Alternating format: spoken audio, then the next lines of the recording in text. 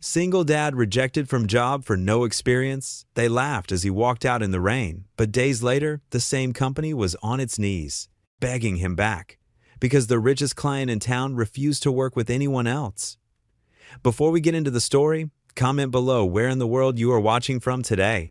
The morning sun crept through thin curtains, casting soft shadows across the small apartment's worn carpet.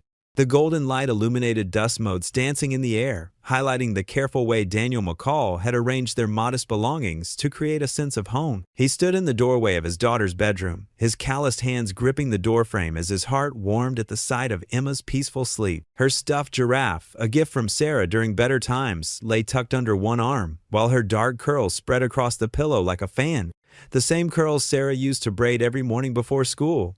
"Rise and shine, sweetheart," he called softly, his voice carrying the gentle authority of a father who'd learned to be both parent and protector. He stepped into the room, carefully avoiding the squeaky floorboard near her dresser, and gently touched her shoulder. Time for another beautiful day. Emma stirred beneath her worn quilt, the one with tiny roses that had belonged to her mother.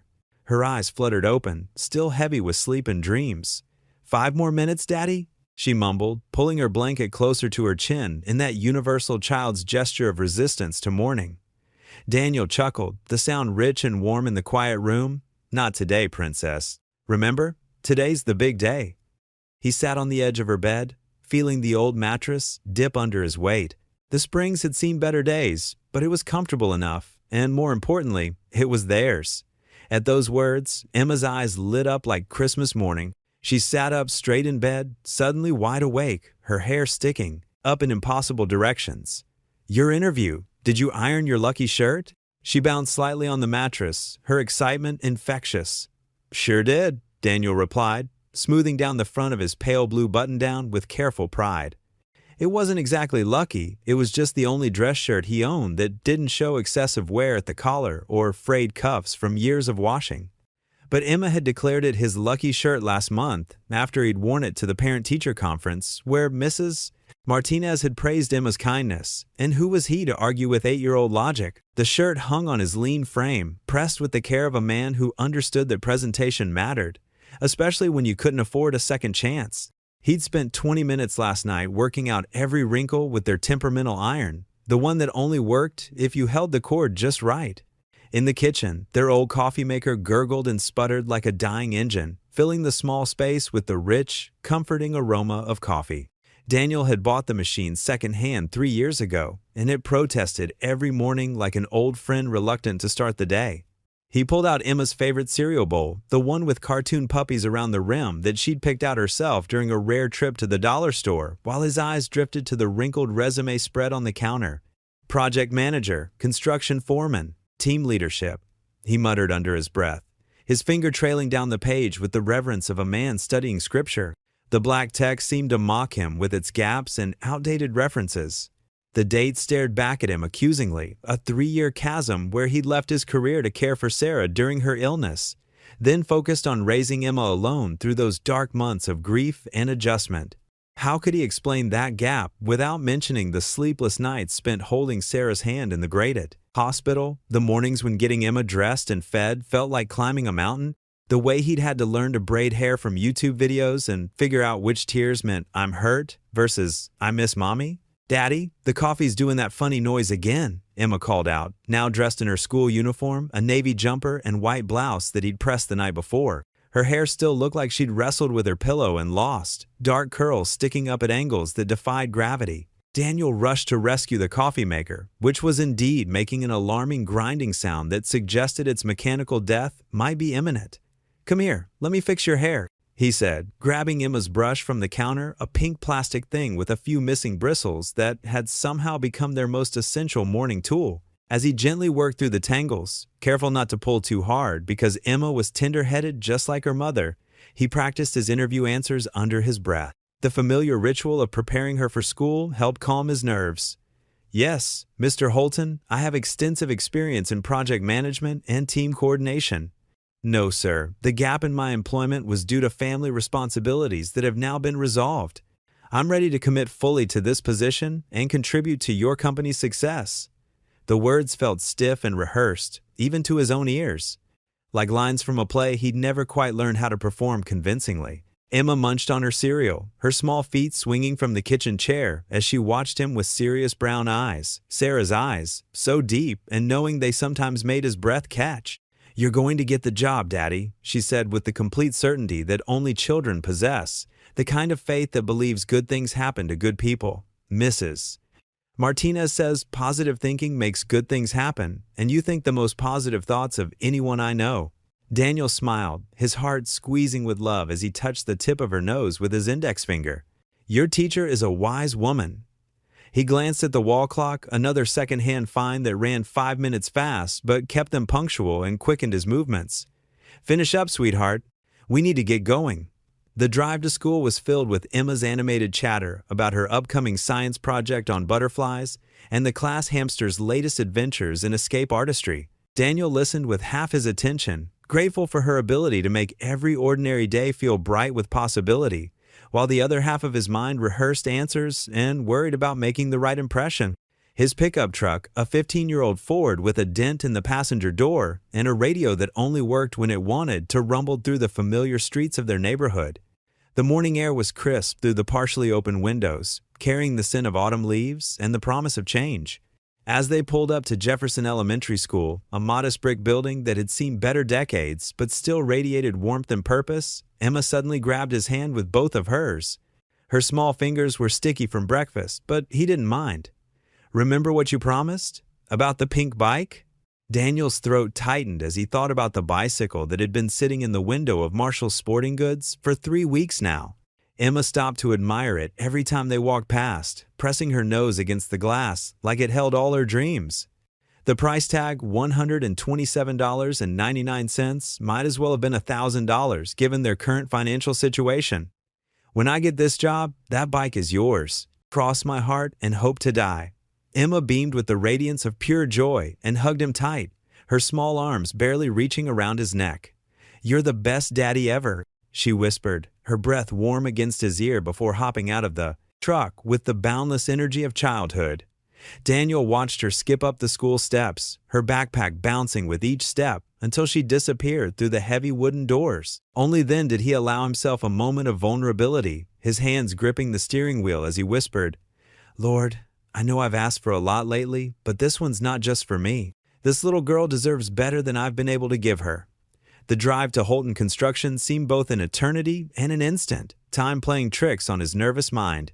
Daniel's pickup truck looked painfully out of place. Among the shiny vehicles in the corporate parking lot, sleek sedans, and luxury SUVs that probably cost more than he made in a year when he was working regularly.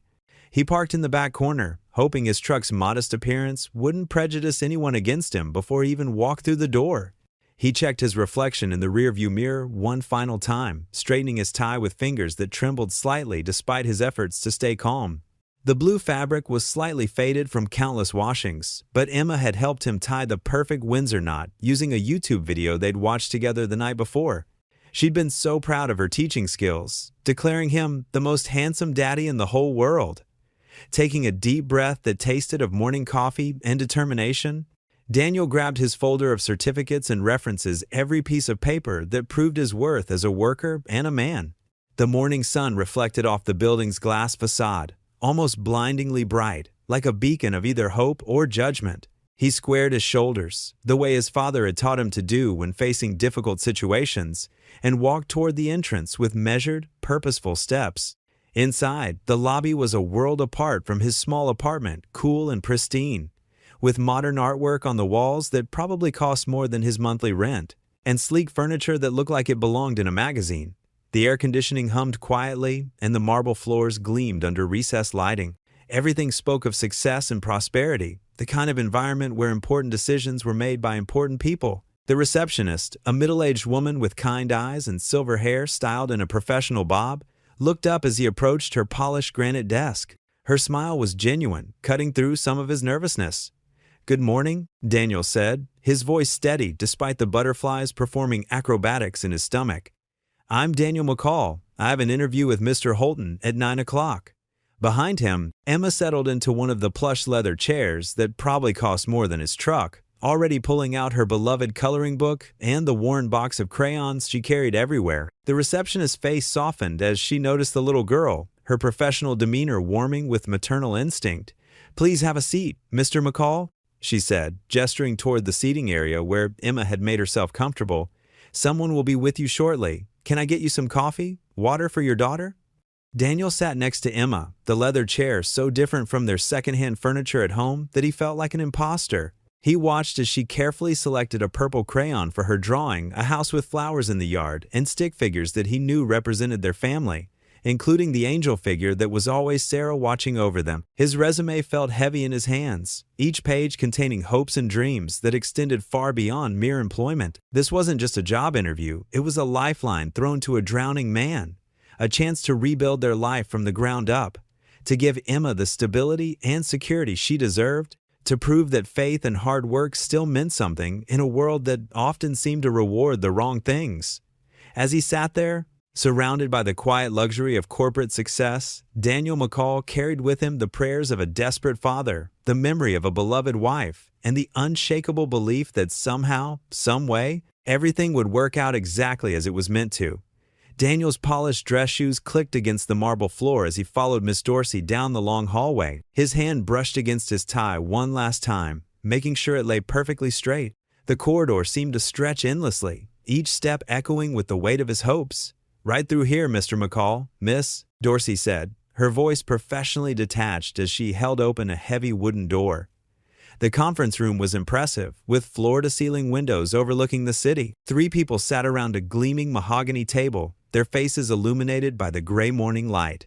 Mr. Rollins, a man with salt and pepper hair and sharp eyes, sat at the center. He barely glanced up from the paper in his hands, Daniel's resume. "Please, take a seat, miss." Dorsey gestured to the single chair across from the panel as she settled into her own place beside them. Daniel lowered himself into the chair, trying to keep his breathing steady. The leather squeaked slightly beneath him, seeming impossibly loud in the quiet room. On the table, his portfolio lay unopened, the edges of his certificates peeking out neatly. "So, Mr. McCall," Mr. Rollins began, his tone clipped and businesslike. "I see you were a construction foreman at Barrett Building Company." He paused, eyebrows raised. 8 years ago." Daniel leaned forward slightly, his voice steady despite the nervousness churning in his stomach. "Yes, sir. I supervised crews of up to 30 men, managing multiple residential projects simultaneously. We consistently finished ahead of schedule and under budget." The HR manager, a woman with thick-rimmed glasses, made a small note on her pad without looking up. The silence that followed felt heavy.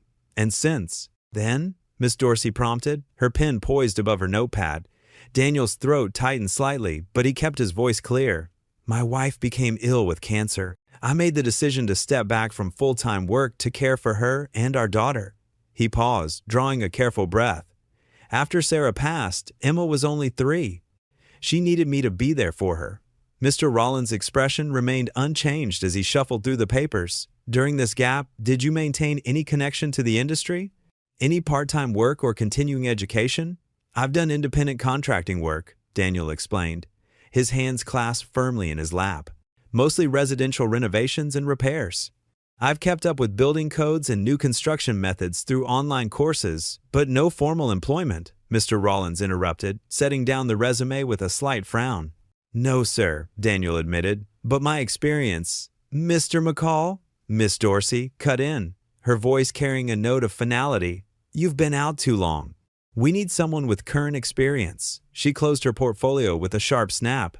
"The construction industry has changed significantly in the past 8 years. Daniel felt his chest tighten, but he kept his expression composed. "I understand things have changed, but my fundamental skills and leadership abilities—" "Thank you for coming in." Mr. Rollins stood abruptly, already gathering his papers. "We'll be in touch if anything suitable comes up." The dismissal was clear. Daniel rose slowly, his legs feeling heavy. "Thank you for your time," he managed, his voice steady despite the disappointment crushing his chest. The walk back down the hallway seemed shorter this time, each step carrying him away from the hope he'd carried into the building. In the lobby, Emma sat cross-legged on one of the plush chairs, her favorite coloring book open on her lap. She looked up as he approached, her bright smile fading slightly as she caught his expression. "Ready to go, sweetheart?" Daniel asked, forcing warmth into his voice. He helped her gather her things, tucking the coloring book into her small backpack. Outside, the sky had darkened. Fat raindrops began to fall as they hurried to his old pickup truck, the water spotting Daniel's carefully pressed shirt. He helped Emma into her booster seat, making sure she was securely buckled before climbing into the driver's seat. The windshield wipers squeaked across the glass as they pulled away from the building. The rain grew heavier, making the traffic lights blur into watery stars. Daniel's hands gripped the steering wheel tightly, his knuckles white with tension. Emma's small voice broke the silence. "Did they give you the job, Daddy?" Daniel glanced in the rearview mirror, catching her worried expression. He forced his lips into a smile, though his heart felt heavy in his chest. "Not this time, sweetheart." The rain continued to fall as they drove away from Holton Construction, the building's impressive silhouette disappearing into the gray mist behind them. The rain drummed steadily against the truck's roof as Daniel navigated the slick roads. Emma had fallen quiet in the back seat, humming softly to herself while drawing patterns in the foggy window with her finger. His mind kept replaying the interview, each dismissive glance and cutting word making his stomach twist. Through the heavy curtain of rain, a set of flashing hazard lights caught his attention. A silver Mercedes sat partially pulled onto the shoulder, its right rear tire visibly flat. An elderly woman in a light blue raincoat stood beside the car, one hand pressed against the vehicle for support as she peered down at the damaged tire. Daniel's foot eased off the accelerator. He glanced in the rearview mirror at Emma, then at his watch. They had time. "Sweetheart, we're going to help someone, okay?"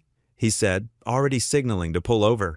Emma perked up, pressing her face against the window. "Like Mommy used to?" The innocent question made Daniel's heart ache. Sarah had always stopped to help others, no matter the circumstance. Exactly like Mommy used to.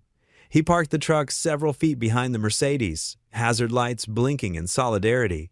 "Stay here where it's dry, Emma. I'll be right back." The rain immediately soaked through his dress shirt as he approached the stranded vehicle. The elderly woman turned at his footsteps, her face lined with dignity despite her obvious distress. She held herself with a certain grace, even in this unfortunate situation. "Ma'am," Daniel called out, over the sound of passing cars and rain, "do you need some help?" The woman adjusted her wire-rimmed glasses, studying him carefully. "Oh, you're very kind, but I wouldn't want to trouble you. I've called my service company, though they're taking their time about it." "It's no trouble," Daniel assured her, already kneeling to examine the tire. The rubber was shredded. She must have hit something sharp. "I can have this changed in just a few minutes. No sense in you waiting out here in this weather. You'll ruin your nice clothes," she protested, though he could hear the relief in her voice. Daniel smiled, his shirt already plastered to his skin. "They're already pretty well ruined, ma'am. I'm Daniel McCall, by the way." "Eleanor Briggs," she replied, watching as he efficiently located her spare tire and jack. "Please, at least let me hold an umbrella over you while you work." "Thank you, Mrs. Briggs, but I'm already soaked through. Why don't you wait in my truck where it's dry? My daughter Emma's in the back seat. I'm sure she'd love some company." Mrs. Briggs hesitated, then nodded. "You're very thoughtful, Mr. McCall." As Daniel worked on changing the tire, he could hear muffled conversation and occasional laughter from his truck. The familiar motions of loosening lug nuts and positioning the jack helped settle his mind, pushing away the morning's disappointment. This, at least, was something he could fix. The rain had eased to a steady drizzle by the time he secured the last bolt on the spare tire. His fingers were numb from the cold, and his once-pressed shirt clung to him like a second skin. "Mrs. Briggs emerged from the truck as he was storing the flat tire in her trunk. "Mr. McCall, you're an absolute blessing," she said, her voice warm with gratitude. "Let me compensate you for your time and trouble." She reached into her purse, but Daniel held up a hand. "Just glad to help, ma'am," he said simply, wiping his hands on his already ruined slacks. Mrs. Briggs studied him for a moment, her eyes kind but shrewd. "You know, you remind me of someone I once loved very much." She glanced at his truck, where Emma waved cheerfully through the window. "Someone who believed that kindness matters more than convenience." Daniel ducked his head, unsure how to respond to the gentle observation. He closed her trunk with a solid thunk. "The spare tire will get you where you need to go, but you'll want to have it replaced as soon as possible." "Thank you again, Mr. McCall," Mrs. Briggs said. She watched as he walked back to his truck, the rain creating small rivers in the worn asphalt between them. Through his side mirror, Daniel could see Mrs.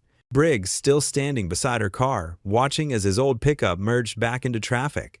Emma chattered excitedly about their new friend, but Daniel's thoughts were on Mrs.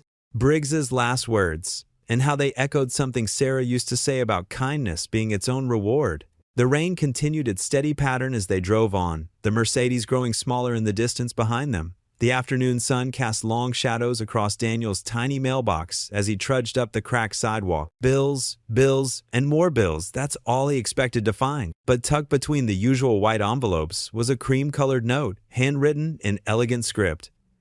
"What's that, Daddy?" Emma asked. Skipping beside him, Daniel unfolded the paper carefully. "Dear Mr. McCall," he read aloud, "I would be honored if you and your lovely daughter would join me for tea tomorrow afternoon at 3 o'clock. Consider it my way of properly thanking you for your kindness. Address enclosed. Warmly, Eleanor Briggs." Emma's eyes lit up. "Oh, can we go, please?" Daniel hesitated. "I don't know, sweetheart. We shouldn't impose, but she invited us." Emma's lower lip trembled.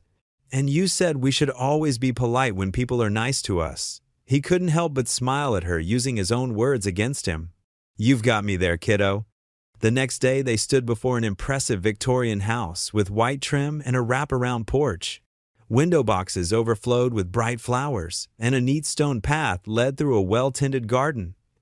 "It looks like a fairy tale house," Emma whispered, clutching Daniel's hand. Before they could knock, the door swung open. Mrs. Briggs stood there beaming, her silver hair neatly styled and her clothes speaking of quiet elegance. "Right on time," she said warmly. "Please, come in." The interior was like stepping into a museum of memories. Antique furniture gleamed with polish, and family photos covered the walls. Daniel noticed several showing a handsome man in military dress uniform. "That's George, my late husband," Mrs. Briggs explained, following his gaze. 42 years together, and he never stopped opening doors for me." She led them into a sunny sitting room where a tea service waited on a low table. "I wasn't sure what kind of cookies children like these days, so I made an assortment." Emma's eyes widened at the plate of treats. "They all look yummy." "Such nice manners," Mrs. Briggs smiled, pouring tea into delicate cups. "Do you like gardens, Emma? I noticed you admiring my flowers." "Oh, yes." Emma nodded eagerly. "At school, we're growing sunflowers. Mine's the tallest in class." "Is that so? Well, I have something to show you." Mrs. Briggs reached for a worn photo album. "These are pictures of my garden through the years. See those roses? They're called peace roses. They bloom even in winter." "Like angels in the snow," Emma declared. Mrs. Briggs laughed softly. "What a beautiful way to think of them." "Do you know about angels, dear? Mommy used to say they watch over us," Emma said quietly, "even though we can't see them." Daniel's throat tightened. Mrs. Briggs reached over and patted Emma's hand. "Your mommy was very wise. I believe angels come in many forms sometimes as people who help others without asking for anything in return." She glanced meaningfully at Daniel. The afternoon light softened as they talked. Daniel found himself opening up about things he rarely discussed: Sarah's illness, the mounting medical bills, the way he dropped everything to care for her and Emma. "The construction company understood at first," he explained, staring into his teacup. "But after Sarah passed, they'd already filled my position. Started over at entry-level jobs, but it wasn't enough for rent and daycare. Now everyone says I've been out of management too long." Mrs. Briggs listened intently, tears glistening in her eyes. "Life has asked much of you, Daniel. Yet here you are, still stopping to help strangers on rainy days." Emma had dozed off on the plush sofa, cookie crumbs on her dress. Daniel checked his watch reluctantly. "We should head home." "Thank you for everything, Mrs. Briggs." She walked them to the door, Emma sleepily holding Daniel's hand. "Sometimes, Mrs. Briggs said softly, God sends people into our lives for reasons we don't yet understand." Daniel smiled, unsure what she meant, but touched by her kindness. As they walked down the garden path, Emma waved back at Mrs. Briggs. "The roses really do look like angels," she murmured. The morning sun painted Mrs. Briggs' Victorian house in warm, amber hues as Daniel pulled up in his old pickup truck, the engine coughing its familiar wheeze before settling into silence. He'd noticed her struggling with grocery bags at the local market earlier, her thin arms trembling under the weight of paper sacks, while other shoppers hurried past without a glance. The sight had tugged at something deep in his chest. the same protective instinct that made him check on Emma 3 times each night. "Let me get those for you, Mrs. Briggs," Daniel said now, carefully balancing 3 paper bags in one arm while reaching for the heavy brass key that dangled from her weathered fingers. The bags rustled softly, filled with the simple necessities of a woman living alone: canned soup, fresh bread, milk that would likely outlast her appetite for it. "You're too kind, Daniel." She smiled, her silver hair neatly pinned back in a style that spoke of decades when appearances mattered more than convenience. "And please, call me Eleanor. After all the tea we've shared this week, I think we're past formalities, don't you?" The brass key turned with a satisfying click, and Daniel pushed open the heavy oak door, stepping aside to let her enter first. Inside, he set the groceries on her kitchen counter with the careful precision of a man who understood that even small things deserved respect. The warm scent of cinnamon and fresh bread enveloped him like a grandmother's embrace, mixing with the faint smell of lemon oil and old wood that spoke of a house lovingly maintained through many seasons. Eleanor's kitchen was a snapshot of another era. Copper pots hung from wrought iron ceiling hooks, their surfaces burnished to a warm glow from years of use. Well-worn cookbooks lined wooden shelves, their spines cracked and pages dog-eared from decades of faithful service. A ceramic rooster perched on the windowsill above the sink, watching over the room with painted eyes that had seen countless meals prepared with love. "Would you like some lemonade?" she asked, already reaching for 2 tall glasses from a cabinet whose doors showed the gentle wear of thousands of openings. "I made it fresh this morning from the lemons in my back garden." Robert always said store-bought lemonade was like kissing through a screen door. You got the idea, but missed the real thing. "That would be nice. Thank you." Daniel's eyes drifted naturally toward the kitchen window, where white curtains framed a view of the backyard. There, beyond Eleanor's carefully tended flower beds, a crooked shed caught his attention. Its weathered boards sagged like tired shoulders, and the door hung at an awkward angle, as if it had given up trying to stand straight long ago. Eleanor followed his gaze, her movements pausing as she poured the lemonade.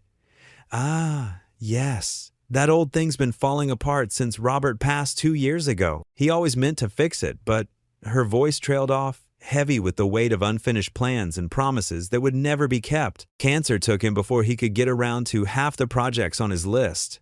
"I could take a look at it for you," Daniel offered, the words coming as naturally as breathing. His calloused hands already itched to hold tools again, to create order from chaos. "Wouldn't take more than a day or 2 to get it back in shape.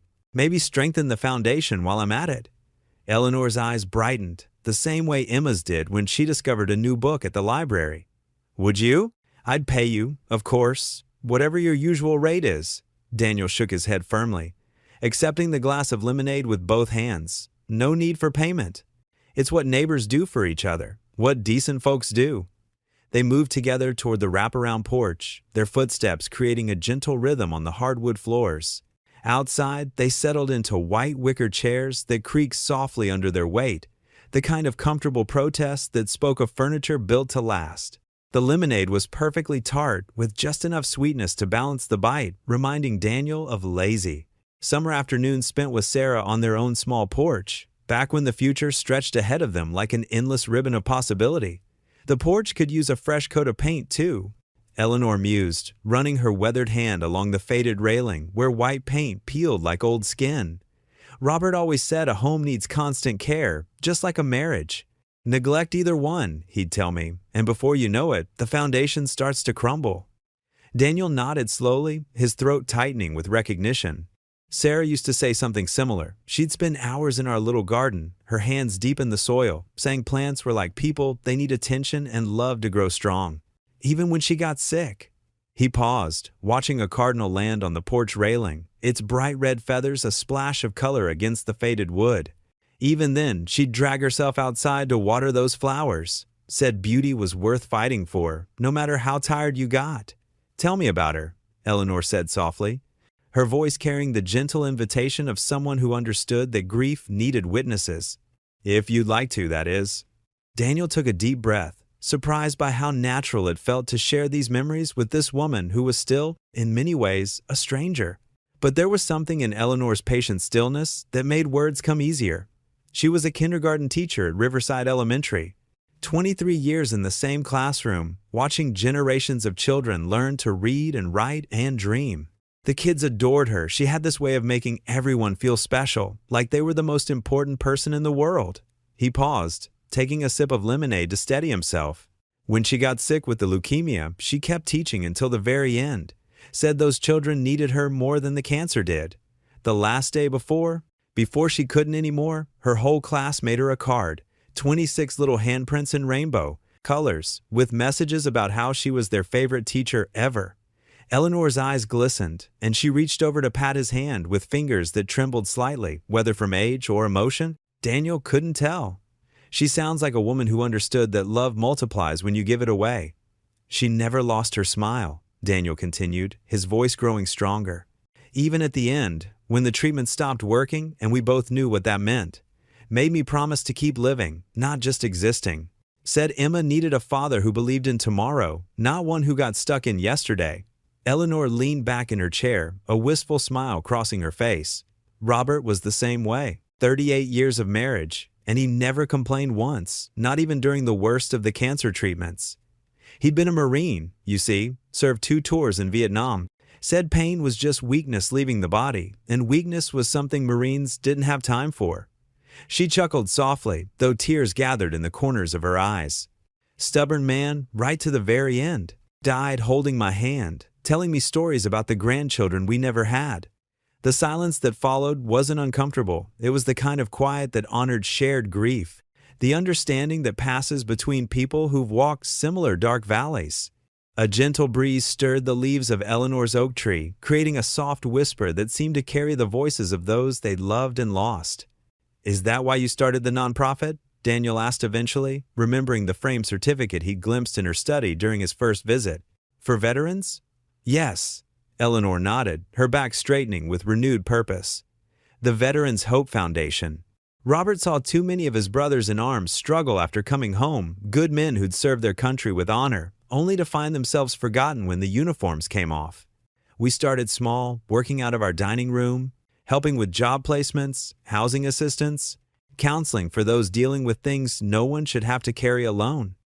Her voice grew more animated as she described the foundation's early days, the phone calls at all hours from desperate families, the partnerships they'd built with local businesses, the success stories that made every struggle worthwhile. But, gradually, a shadow crept into her tone. But lately, she sighed, her shoulders dropping like a flag on a windless day. "It's been harder to keep it going. Donations are down because people forget quickly, and I'm not as young as I used to be. My arthritis makes it difficult to type the grant applications and the young volunteers." She shook her head. "They mean well, but they don't understand what it means to serve something bigger than yourself." Daniel listened intently, watching Eleanor's face transform as she spoke about her life's work. Her passion was evident in every gesture, every carefully chosen word. Though weariness crept into her voice like fog rolling in from the sea. Here was a woman who'd spent decades trying to heal wounds that most people pretended didn't exist. And now she was facing the possibility that her efforts might die with her. Standing up, Daniel walked to the porch railing, his carpenter's eye automatically assessing its condition. He tested its stability with gentle pressure, feeling the wood give slightly under his touch. "This needs more than paint," he observed, running his fingers along a section where the wood had begun to rot.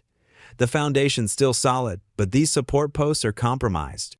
I can replace the damaged sections while I'm working on the shed, make it strong enough to last another 50 years. "You really don't have to do all that," Eleanor protested, though her voice carried more hope than conviction.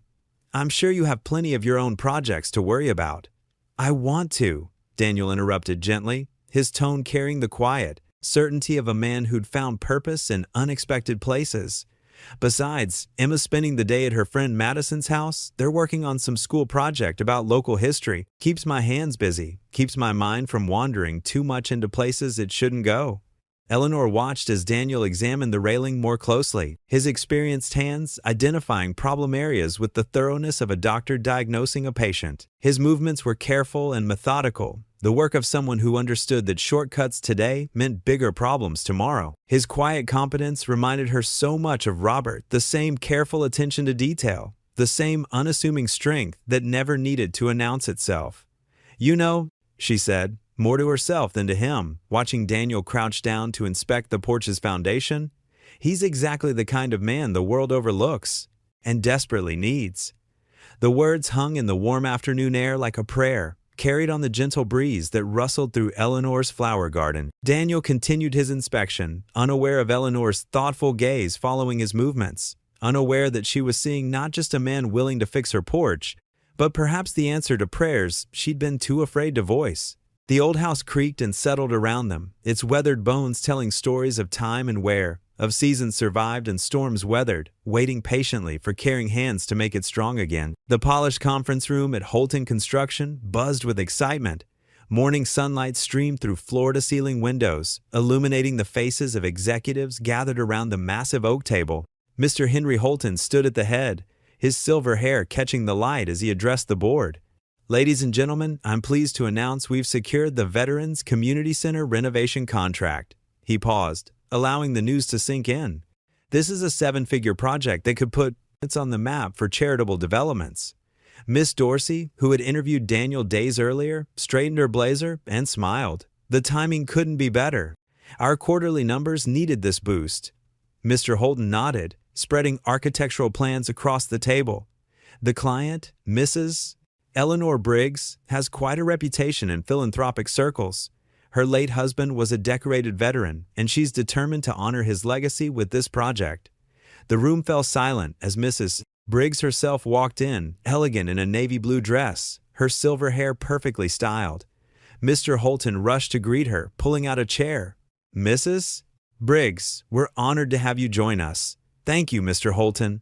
She settled into her seat, placing her leather portfolio on the table. "I trust we can discuss my requirements for this project?" "Of course," Mr. Holton replied eagerly. "We've prepared several proposals." Mrs. Briggs raised her hand gently. "Before we review those, I have some non-negotiable conditions." She opened her portfolio, revealing neat handwritten notes. "First, I insist on hiring local laborers. This community center is about giving back to our neighborhood." The executives exchanged glances. Local labor meant higher costs and more complicated scheduling. Mr. Rollins, the project director, cleared his throat.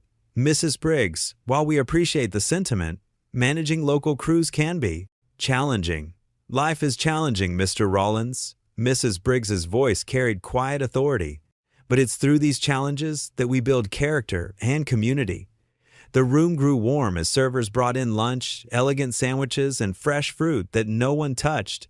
Mrs. Briggs continued, "Second, I require ethical labor practices, fair wages, proper safety measures, and respect for every worker."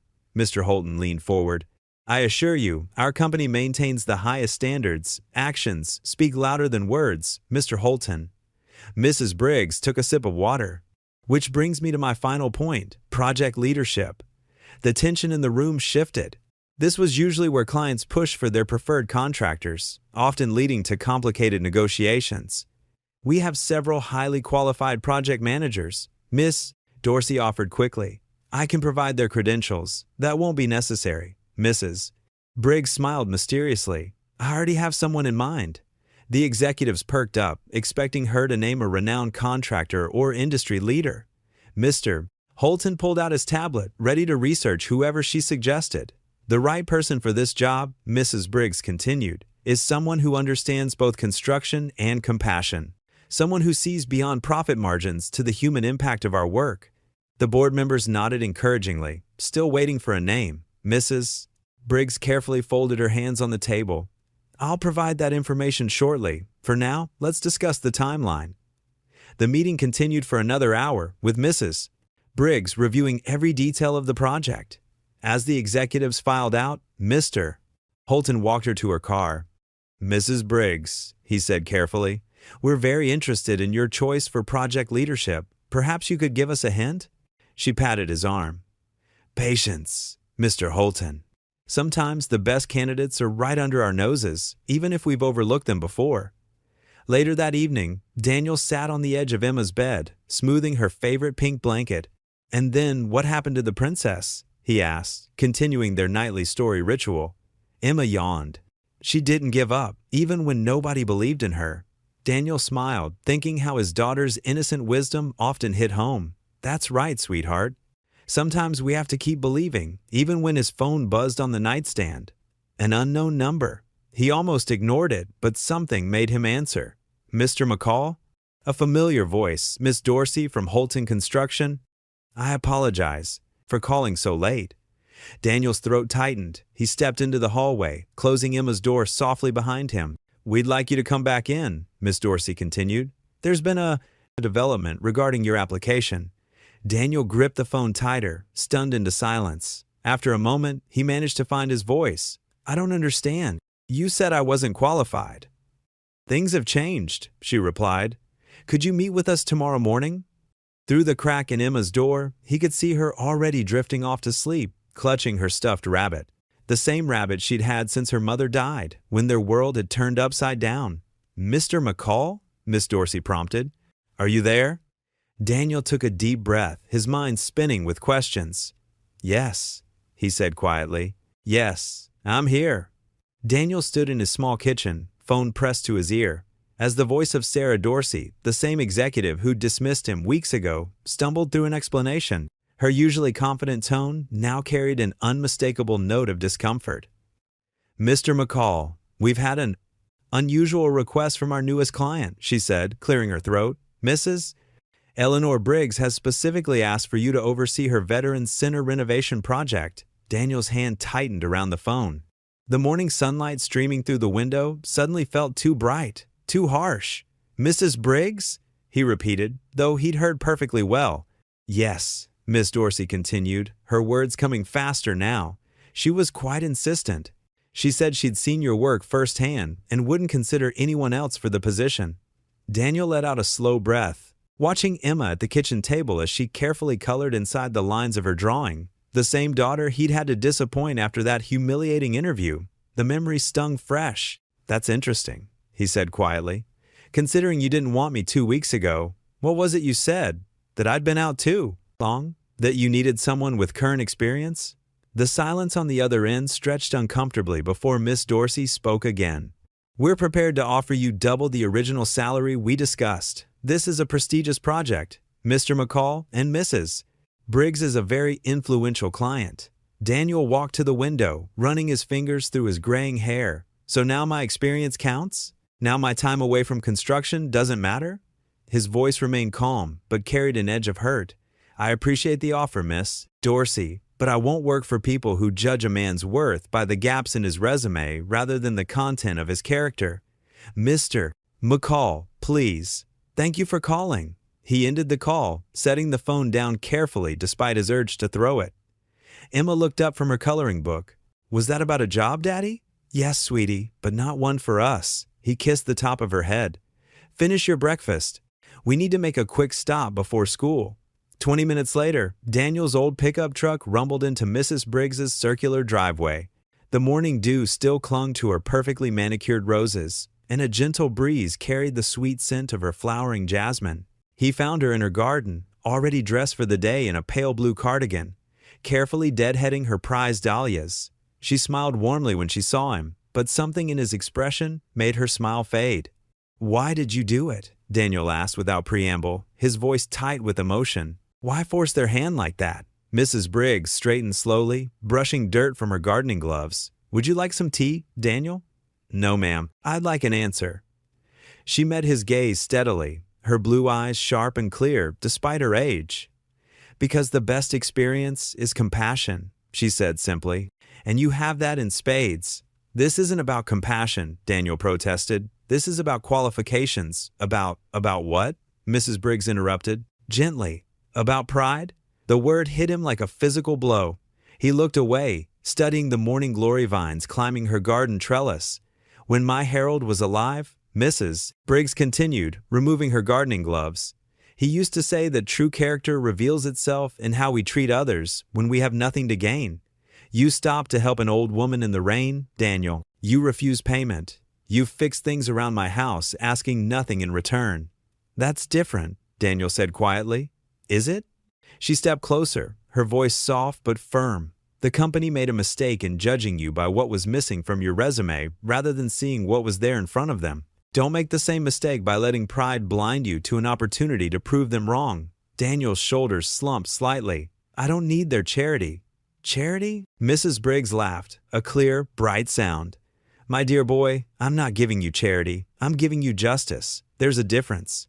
She patted his arm. Think about it. Not for them, not for me, but for that precious little girl of yours. The drive home was quiet, save for the familiar rattle of his truck's aging engine. Daniel's mind churned with Mrs. Briggs's words, wrestling between his wounded pride and his sense of responsibility. The memory of that failed interview still burned, but so did the image of Emma's face when he'd had to tell her no about the pink bicycle she wanted. At a red light, he glanced in his rearview mirror. Emma sat in the back seat, her small face turned toward the window, watching the world go by with endless curiosity. She caught his eye in the mirror and smiled that same hopeful, trusting smile that reminded him so much of her mother. Daddy? She asked softly. Yes, sweetheart? Was Mrs. Briggs talking about the job people, the ones who made you sad? Daniel's heart clenched. Of course she noticed everything. Yes, baby, she was. Emma was quiet for a moment, then said, maybe they're sorry they were mean. Mama always said everyone deserves a second chance if they're really sorry. The light turned green, but Daniel sat there for a moment longer, letting his daughter's words sink in. A car honked behind him, and he pressed the gas, but his mind was already turning toward possibilities he hadn't allowed himself to consider before. Monday morning arrived with a mix of summer warmth and gentle breeze. Daniel McCall adjusted his steel-toed boots in the parking lot of Holton Construction, watching workers file into the modern glass building. His weathered pickup truck stood out among the shiny vehicles, but he held his head high. The security guard handed him a temporary badge, and Daniel clipped it to his faded blue work shirt. First day? The guard asked kindly. Yes, sir. Project consultant for the Veterans Center renovation. Inside, the office buzzed with Monday morning activity. Daniel made his way to the project management floor, where Miss Dorsey waited with a stack of papers and a tight smile. Mr. McCall, she said, gesturing to a small desk in the corner. Here's your workstation. The team meeting starts in 15 minutes. As Daniel settled in, he couldn't help but notice the sideways glances and whispered conversations. Two project managers huddled by the water cooler, their voices carrying just enough for him to hear. That's the guy Mrs. Briggs insisted on? One muttered, Heard he hasn't worked properly in years. Rich old ladies and their charity cases? The other replied with a smirk. Daniel focused on organizing his desk, remembering Emma's words that morning. Show them how special you are, Daddy. He pulled out a small framed photo of her and placed it beside his computer. The morning meeting was held in a glass-walled conference room. Daniel sat quietly, taking detailed notes as the team discussed timelines and budgets. When it came his turn to speak about the Veterans Center requirements, he stood up, straight. Mrs. Briggs wants this center to be more than just a building, he explained, his voice steady. It needs to be accessible, welcoming, and built with respect for those who served. A few veterans from the construction crew nodded in agreement. One of them, a gray-haired carpenter named Mike, caught Daniel's eye and gave him an approving smile. During lunch break, Daniel sat alone at his desk, reviewing blueprints while eating the sandwich Emma had helped pack that morning. Mike approached, pulling up a chair. Those modifications you suggested for the wheelchair ramps? Mike said. Smart thinking. Most folks wouldn't have considered the turning radius issue. My wife's father was in a wheelchair. Daniel replied softly, You learn to notice these things. Throughout the afternoon, Daniel immersed himself in work. He visited the construction site, spoke with contractors, and refined the project timeline. His experience as a former foreman showed in the way he handled questions and solved problems. By day's end, even Miss Dorsey seemed less rigid. Good work today, Mr. McCall, she said, almost reluctantly. The veteran contractors appreciated your attention to detail. As promised, Daniel picked up Emma from after-school care and drove to their favorite ice cream shop, a small family-owned place called Sweet Dreams. Emma's eyes lit up as she spotted the colorful awning. Can I get 2 scoops today, Daddy? She asked, bouncing in her seat. Sure can, sweetheart. We're celebrating. They sat at a wobbly metal table outside, Emma with her strawberry and chocolate scoops, Daniel with his simple vanilla. The evening sun painted the sky in soft oranges and pinks. Did they like you at the new job? Emma asked, ice cream dripping down her cone. Daniel handed her a napkin. Some did, some might take a while. But that's okay. Good things take time. Like Mommy's garden? Emma said. She always said the prettiest flowers need the most patience. Daniel's throat tightened. That's right, baby, just like Mommy's garden. They finished their ice cream as the streetlights began to flicker on. Back home, after Emma's bath and story time, Daniel knelt beside her small bed with its worn but clean butterfly sheets. Emma clasped her hands together, ready for their nightly prayer. Daniel closed his eyes, feeling the soft carpet under his knees and the weight of the day on his shoulders. "Dear God," he whispered, Emma's small voice echoing his words. "Thank you for new beginnings. Thank you for giving us another chance. And thank you for sending us angels like Mrs. Briggs." Emma added in her own special way, "And please help Daddy's new friends at work see how amazing he is, just like I do." Daniel tucked the blanket around her shoulders, kissed her forehead, and switched on her small nightlight. As he stood in the doorway, watching his daughter drift off to sleep, he felt something he hadn't experienced in a long time: hope. "Good night, sweetheart," he said softly. "Let's thank God for new beginnings." The morning sun cast long shadows across the construction site as Daniel arrived early, clipboard in hand and thermos of coffee steaming in the cool air. He'd spent hours the night before reviewing the safety protocols, hunched over his kitchen table while Emma slept peacefully in the next room. His heart raced as he prepared to present his findings to the team. The pages of his notes slightly crumpled from his nervous grip. The Veterans Center was still mostly blueprint and foundation, concrete poured in neat rectangular sections and steel beams reaching skyward like the bones of some great structure, but already he could see potential hazards that made his stomach clench with worry. Workers began gathering for the morning briefing, their hard hats gleaming in the golden sunlight that filtered through the chain-link fence surrounding the site. The familiar sounds of construction filled the air, the distant rumble of concrete mixers, the rhythmic beeping of trucks backing up, and the cheerful chatter of men who'd worked together for years. Daniel cleared his throat and stepped forward, his work boots crunching on the gravel. "Good morning, everyone. I've noticed some safety concerns we should address before we move forward today." Well. Mr. Rollins's voice cut through the air like a knife slicing through warm butter. He stood at the edge of the group, arms crossed tightly over his pressed white shirt and navy tie, his silver hair perfectly styled despite the construction site setting.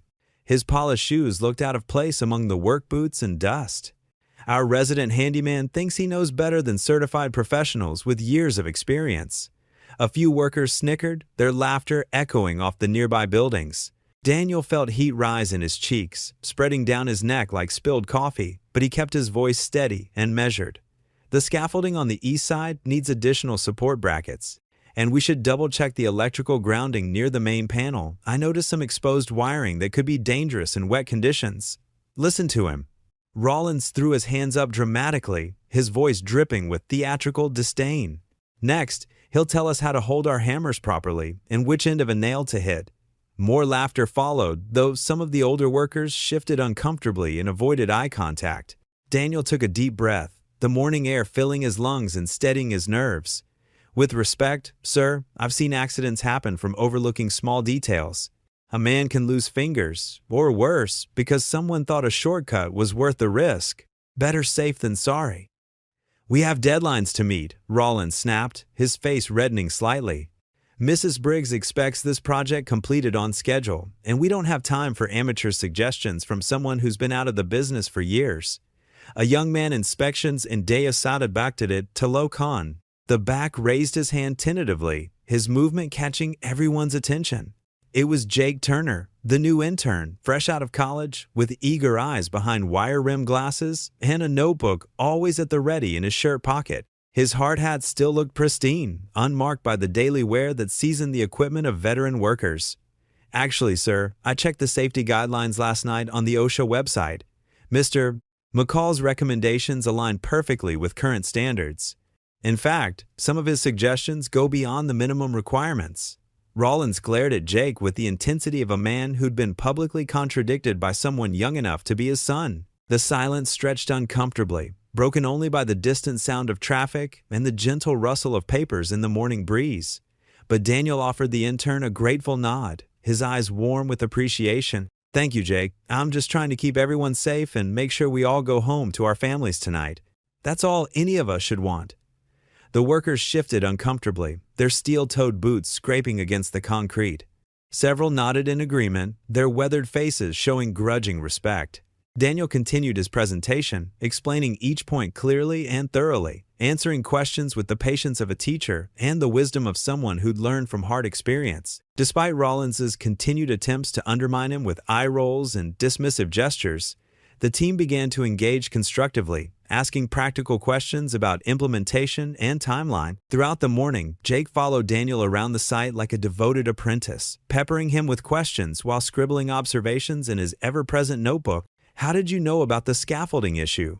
he asked, his pen poised above the paper as they walked past the towering metal framework. "Experience," Daniel replied, checking measurements with a well-worn tape measure that had seen countless projects. "Sometimes the worst accidents come from things we take for granted. You look at something every day, and you stop really seeing it. That's when people get hurt." "My dad always said construction was dangerous work," Jake admitted, adjusting his hard hat. "He wanted me to get an office job, something safe and clean." Daniel smiled, remembering his own father's similar concerns years ago. Nothing wrong with safe and clean, but there's satisfaction in building something that'll outlast you. Just gotta be smart about it. By afternoon, crews were already implementing Daniel's suggestions with surprising enthusiasm. Even some of the workers who'd laughed earlier came to him for advice, their initial skepticism replaced by professional curiosity. He helped them adjust safety harnesses with practiced hands and explained proper techniques for working at height, never showing a hint of superiority or condescension. His calm, patient demeanor gradually won over even the most resistant team members. Around 3 o'clock, Mrs.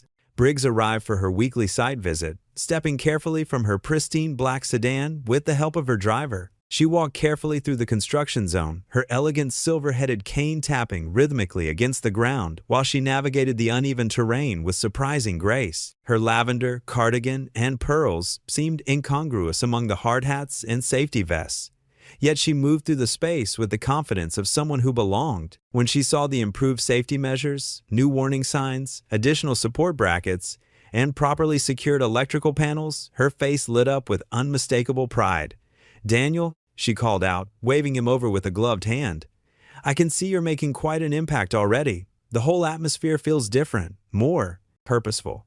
He shrugged modestly, wiping his hands on a clean rag. "Just doing what needs to be done, ma'am. Making sure everyone has what they need to do their jobs safely. Sometimes that's exactly what leadership looks like," she said, patting his arm with genuine warmth.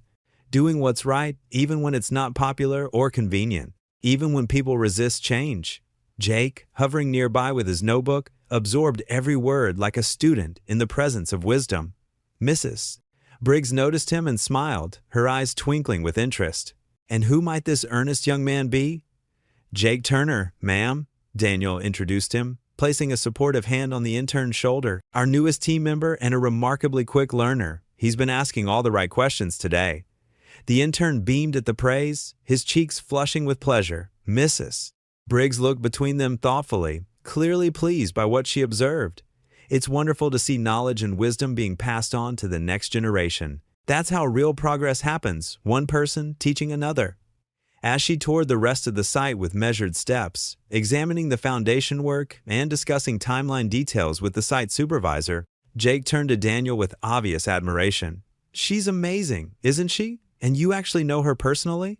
How did you meet someone like that?" Daniel nodded, watching Mrs. Briggs pause to compliment a worker on his careful attention to detail. "She taught me that kindness matters more than status or position. That how you treat people when nobody important is watching says everything about who you really are. Remember that, Jake. It'll take you further than any degree or certification ever will." The day gradually wound down as the afternoon sun began its descent toward the horizon. Daniel stayed late to finish some paperwork, reviewing daily reports and preparing schedules for tomorrow's work while the site gradually emptied. Workers headed home to families and evening routines, their voices and laughter fading as pickup trucks and cars pulled away from the site. The temporary office trailer, with its flickering fluorescent lights and coffee-stained desk, felt almost peaceful in the growing quiet. He was gathering his things, stuffing papers into his worn leather briefcase, and checking tomorrow's weather forecast on his phone, when voices drifted through the temporary office's thin walls. The conversation was muffled but distinct enough to make him freeze in place. "I don't care what Mrs. Briggs says about him," Rollins's voice carried clearly through the cheap paneling. The old woman's got a soft spot for charity cases, but this is business. Once this project's done and the check clears, we'll drop him like yesterday's newspaper. He doesn't belong here with real professionals. Daniel's hands froze over his desk, his fingers tightening around his car keys until the metal bit into his palm. The words hit him like a physical blow, settling in his chest with the familiar weight of rejection and disappointment. But he forced himself to breathe steadily, in and out, the way Sarah had taught him during her difficult nights in the hospital. Quietly, moving with deliberate care to avoid making any sound, he collected his keys and walked to his truck. The sunset painting the sky in brilliant shades of orange and purple that seemed to mock his darkening mood. The drive home was silent, no radio, no phone calls, no attempt to fill the empty space with distraction, just the steady hum of his old pickup's engine, the familiar rattle of the loose dashboard panel, and the crushing weight of Rollins's words hanging in the air like storm clouds. The traffic lights blurred slightly as he drove through town, past the diner where he'd shared coffee with Mrs. Briggs, past Emma's school where she'd soon be getting out for the day, past all the ordinary places that suddenly felt tinged with uncertainty. The Saturday morning sky painted gentle streaks of pink across the horizon as Daniel's old pickup truck pulled into the church parking lot. Steam rose from puddles left by last night's rain, creating a misty glow around the stone building. Emma bounced in her seat, clutching the stuffed bear she'd insisted on bringing to cheer people up. "Remember what we talked about, sweetheart?" Daniel asked as he helped her down from the truck. "Be kind and respectful." Emma recited, her pigtails swaying. "And everyone deserves dignity." Daniel smiled, his chest swelling with pride. At 8 years old, his daughter already understood more about compassion than most adults he knew. Inside the church basement, Mrs. Briggs was directing volunteers with gentle authority. The smell of coffee and fresh bread filled the air as people set up long tables and arranged chairs. Her face brightened when she saw them. "Daniel, Emma, thank goodness you're here, Mrs." Briggs called out, walking over to greet them. "We could use some strong hands with the soup kettles." Daniel rolled up his sleeves while Emma carefully tied on an apron that was twice her size. The kitchen buzzed with activity as volunteers chopped vegetables and stirred massive pots of soup. Mrs. Briggs had explained that her nonprofit served meals every Saturday, but today was special. They were also providing information about housing assistance and job training. As the doors opened at 9, people began filtering in. Daniel ladled soup into bowls, noticing how some wouldn't meet his eyes while others stood proud despite their circumstances. A group of veterans sat together, their military bearings still evident in their posture. "The rent's impossible nowadays," one veteran was saying, his coffee cup trembling slightly in his weathered hands, "even with my pension." "Tell me about it," another replied, his arm bearing a Marine Corps tattoo. "Been couch surfing for 3 months now."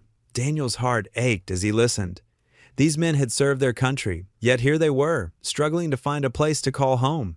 He thought about the veteran center they were building, how much it was really needed. Emma moved between the tables with a pitcher of water, carefully refilling cups. She stopped at an elderly man sitting alone, his clothes clean but worn. He stared at his empty bowl, lost in thought. "Would you like to hold Mr. Snuggles?" Emma asked, holding out her stuffed bear. "He gives really good hugs." The man looked up, startled. His eyes, clouded with sadness moments ago, crinkled at the corners. "Well, I wouldn't want to refuse such a kind offer," he said softly. Emma placed the bear in his hands and watched as he examined it with gentle care. "I had one just like this," he shared, "back when my kids were little." Daniel watched from the serving line as Emma pulled out her lunchbox, the one she'd insisted on bringing, despite his reminders that volunteers could eat after the service. She opened it and took out her sandwich, carefully wrapped in wax paper. "Would you like to share?" she asked the man. "Daddy makes the best peanut butter and jelly sandwiches." The elderly man's eyes welled with tears. "Oh, sweetheart, I couldn't take your lunch." "Please?" Emma pushed the sandwich toward him. "Mr. Snuggles thinks sharing makes food taste better." Other volunteers paused their work, touched by the scene. Mrs. Briggs dabbed at her eyes with a tissue. The man accepted half the sandwich with trembling hands, and Emma sat with him while he ate, chattering about her school art project. As the morning progressed, Daniel found himself drawn into conversations with the veterans.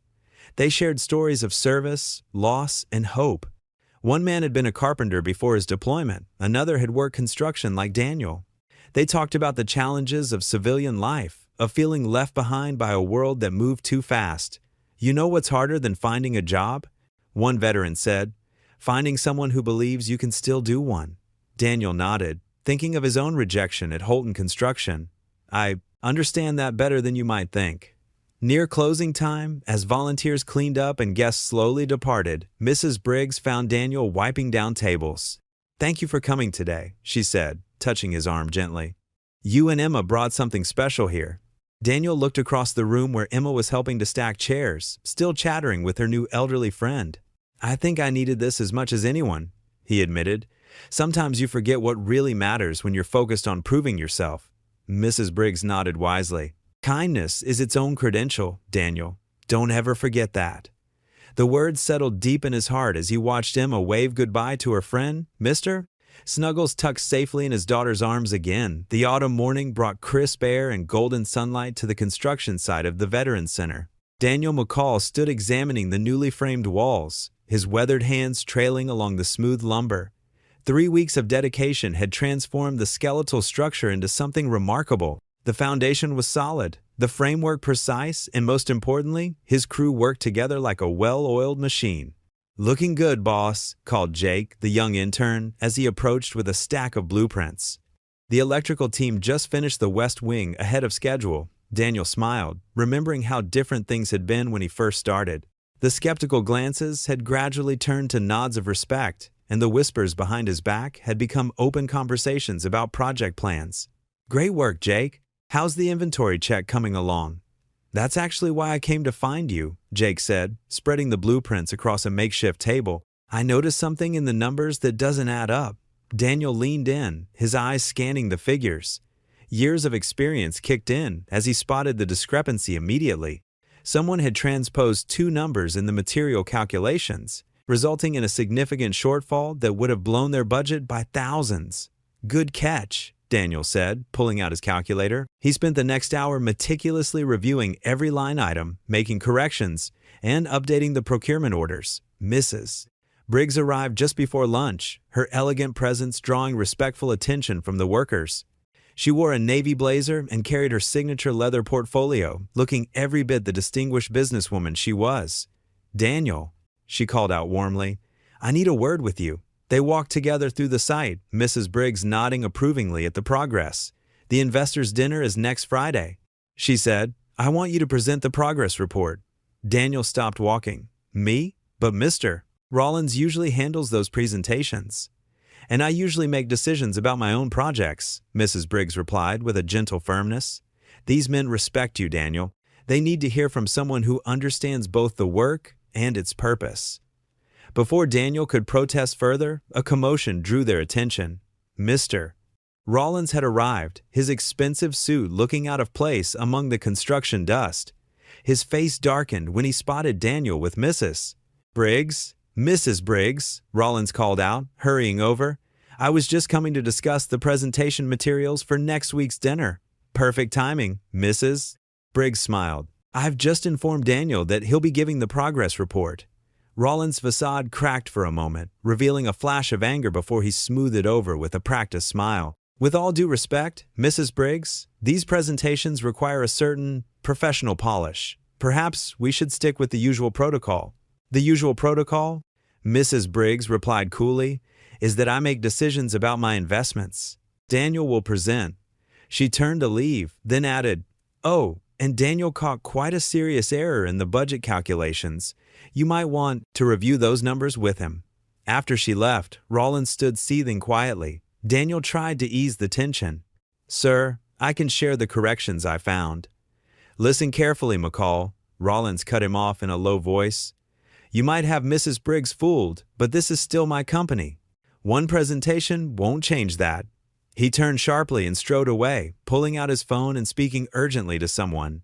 Throughout the afternoon, Daniel noticed Rollins in various corners of the site, speaking in hushed tones with different supervisors. Each conversation ended with furtive glances in Daniel's direction. By evening, Daniel's shoulders felt heavy with the weight of the upcoming presentation. He drove home through the darkening streets, his mind running through all the ways things could go wrong. Emma was waiting at their small kitchen table, homework spread out before her. Her face lit up when she saw him. "Daddy, Mrs." Martina said I got an A on my science project. Daniel hugged her tight, grateful for the simple joy of his daughter's success. "That's wonderful, sweetheart. Want to help me with something important?" Emma nodded eagerly as Daniel pulled out his notes for the presentation. They cleared space on the kitchen table, and Daniel began practicing his speech. "Good evening, distinguished guests," he started, his voice uncertain. "Stand up straighter, Daddy," Emma coached. "Like when you tell me bedtime stories." Daniel couldn't help but smile. He adjusted his posture and started again, this time with more confidence. "Good evening. 3 months ago, this project was just a dream. Today, I'm proud to show you how that dream is becoming reality." As he continued, Emma watched with rapt attention, occasionally offering suggestions like speak slower or smile more. When he finished, she burst into enthusiastic applause. "That was perfect," she exclaimed. "You're going to do great, Daddy. I just know it." Daniel gathered her in his arms, marveling at how this little girl could make everything seem possible. "Thank you, sweetie. Now, how about we celebrate your A with some hot chocolate?" Emma clapped again, and as Daniel moved to the kitchen to heat the milk, he felt a glimmer of confidence begin to grow. Maybe, just maybe, this presentation would be more than just another hurdle to overcome. Maybe it would be a chance to show everyone what Mrs. Briggs had seen in him all along. The elegant dining room of the Grand Harbor Hotel buzzed with quiet conversation as investors and executives gathered for the Veterans Center Progress Dinner. Crystal chandeliers cast a warm glow over white tablecloths and polished silverware. Daniel McCall tugged at his borrowed tie, feeling out of place among the suits and evening dresses. Mrs. Eleanor Briggs sat at the main table, dignified in her navy dress, occasionally glancing at Daniel with encouraging smiles. Mr. Henry Holton, the company owner, sat beside her, his expression unreadable as he studied the evening's program. When the time came for Daniel's presentation, he rose slowly from his chair. His hands trembled slightly as he made his way to the small podium. The room fell silent, and he could feel the weight of every gaze, some curious, some skeptical, some already dismissive. "Good evening," Daniel began, his voice soft but steady. "Most of you know me as the new project manager for the Veterans Center renovation. But what you might not know is that 3 months ago, I was a man who couldn't even get past a job interview." A few uncomfortable chuckles rippled through the room. Daniel saw Rollins shift in his seat, looking away. "I stand here today not to talk about construction timelines or budget reports, though I promise those are all in order." He smiled gently, earning genuine laughs this time. "Instead, I want to talk about what we're really building at 1247 Pine Street. Daniel pulled out a worn photograph from his jacket pocket. "This is my daughter, Emma, and me, taken 4 years ago when my wife passed away. We were broken then, not just grieving, but lost. Like many of the veterans I've met through Mrs. Briggs's foundation, we needed more than just a roof over our heads. We needed hope." The room grew still. Even the servers paused their movements, caught by the quiet sincerity in Daniel's voice. At the Veterans Center, we're not just raising walls and installing windows. We're creating a space where broken spirits can heal. Every beam we place is a promise of support. Every door we hang opens to new possibilities. Every window we install lets in the light of hope. Daniel shared stories of the veterans he'd met while working on the site. The former Marine who stopped by daily to watch the progress, finally finding the courage to ask about housing assistance. The elderly Vietnam veteran who brought coffee to the crew just to feel part of something again. The young Afghanistan veteran who now helped with basic carpentry, discovering a new purpose in building rather than destroying. "These men and women gave everything for our country," Daniel continued, his voice growing stronger. "They don't need our pity, they need our respect, our understanding, and most importantly, our action. This center isn't charity, it's an investment in human dignity." He glanced at Mrs. Briggs, whose eyes shone with tears. "Someone very wise recently told me that kindness is its own credential. I've learned that it's also its own foundation. When we build with compassion, we create something stronger than concrete and steel. We create community." Daniel took a deep breath, looking directly at Mr. Holton now. The project is currently 3 days ahead of schedule and 5% under budget. But our real success won't be measured in dollars or deadlines. It will be measured in the lives transformed within these walls we're raising. As Daniel concluded his presentation, the room erupted in genuine applause. Mr. Holton stood first, followed by the entire audience. Through the crowd, Daniel caught glimpses of different faces. Rollins looking thoughtful, the young intern Jake beaming proudly, and Mrs. Briggs dabbing her eyes with a handkerchief. During the dessert course, various investors approached Daniel, asking questions not about construction, but about the veterans' programs. Mr. Holton himself came over, his usual businesslike demeanor softened. "McCall?" he said, extending his hand. That was unexpected, and exactly what this company needed to hear. Later, as the evening wound down, Mrs. Briggs found Daniel near the coat check. She reached for his hand, her grip surprisingly strong for someone so frail. "You're exactly who I believed you were," she whispered, her eyes bright with pride and something deeper, like recognition of a kindred spirit. Daniel drove home through the quiet streets, his heart feeling lighter than it had in years. The borrowed tie lay on the passenger seat, and his speech notes were crumpled in his pocket, but none of that mattered. For the first time since losing his wife, he felt truly seen, not as a charity case or a widower or a failed professional, but as himself. When he reached their small apartment, he found Emma asleep on the couch, her math homework spread across her lap, and her reading glasses askew. Daniel gently removed the glasses and gathered the papers, smiling at her peaceful face. She had waited up for him, just as she always did. He carried her to bed, tucking her in with the tenderness that came from years of being both mother and father. Emma stirred slightly. "Did you tell them about the angels, Daddy?" she murmured sleepily. "What angels, sweetheart?" "The ones that help you build houses for people who need them," she said, already drifting back to sleep. Daniel stood in her doorway, watching his daughter sleep, his heart so full it almost hurt. The moonlight streaming through her window cast a soft glow on her face, reminding him of her mother. For the first time in years, that memory brought more comfort than pain. The late afternoon sun painted long shadows across the Veterans Center construction site. Daniel McCall's old pickup truck rumbled to a stop in front of the nearly completed building, its red brick facade warm and welcoming in the golden light. 8-year-old Emma bounced in her seat, pigtails swaying with excitement. "Can I really go inside today, Daddy?" she asked, pressing her small hands against the window. Daniel smiled, his heart swelling with pride. "Sure can, sweetheart, but remember what I told you. Stay close and be careful." Emma finished, already reaching for her seatbelt. They stepped out into the mild evening air. The site was still active, with workers finishing up their day's tasks. The sound of hammering echoed from somewhere inside, mixed with good-natured chatter and classic rock playing from a distant radio. "Mr. McCall!" Jake, the young intern, jogged over with a bright yellow hard hat in his hands. "Look what we got for the site mascot." He knelt down to Emma's level and presented her with a child-sized hard hat, complete with her name written across the front in careful black letters. Emma's eyes widened as she accepted the gift. "It's just like Daddy's." She immediately put it on, beaming up at them both. "The guys all pitched in," Jake explained, straightening up. "We figured since you're here so much with your dad after school, you should have proper gear too." Daniel's throat tightened with emotion. Just 2 months ago, these same workers had viewed him with suspicion and doubt. Now, this simple gesture spoke volumes about how far they'd come. "Thank you, Jake. That means a lot." Daniel managed, placing a hand on Emma's shoulder. They walked through the main entrance, where fresh paint gleamed on the walls. The reception area was taking shape, with newly installed windows letting in streams of natural light.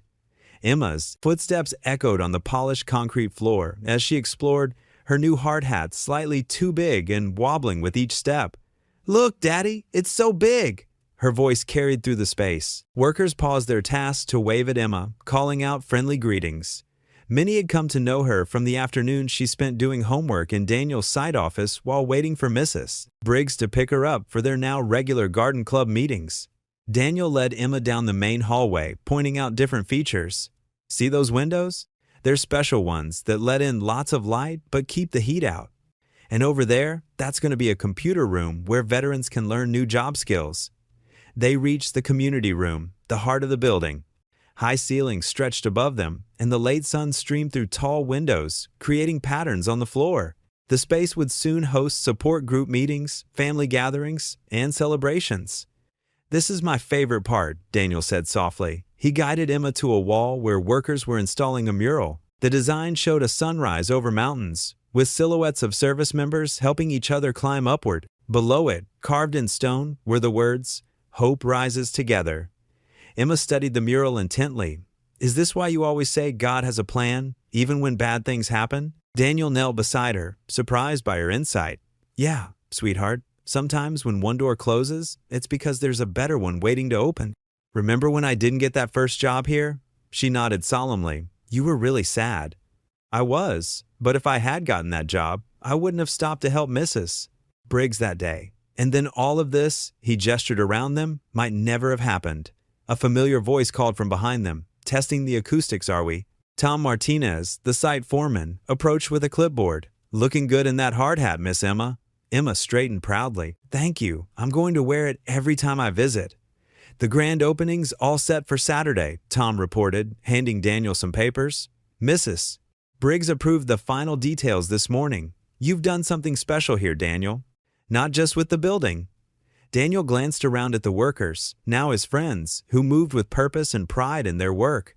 He thought about the veterans who would soon find hope within these walls, about Mrs. Briggs's unwavering faith in him, and about Emma's growing understanding of perseverance. They walked outside as the sun began to set, casting the building in a warm glow. Emma skipped ahead to examine a newly planted flower bed, her hard hat bobbing with each step. Daniel stood still for a moment, taking in the sight of his daughter playing happily in front of the almost finished center. He remembered the crushing disappointment of that first rejected interview, the rain-soaked day helping Mrs. Briggs, and all the small moments that had led to this transformation. Looking up at the deepening sky, he whispered quietly, "Thank you, Lord, for this second chance." The sound of Emma's laughter mixed with the evening breeze, and Daniel felt a deep sense of peace settle over him. The center stood as a testament not just to second chances, but to the power of faith, kindness, and perseverance. The morning sun climbed high over the Veterans Center as crowds began to gather.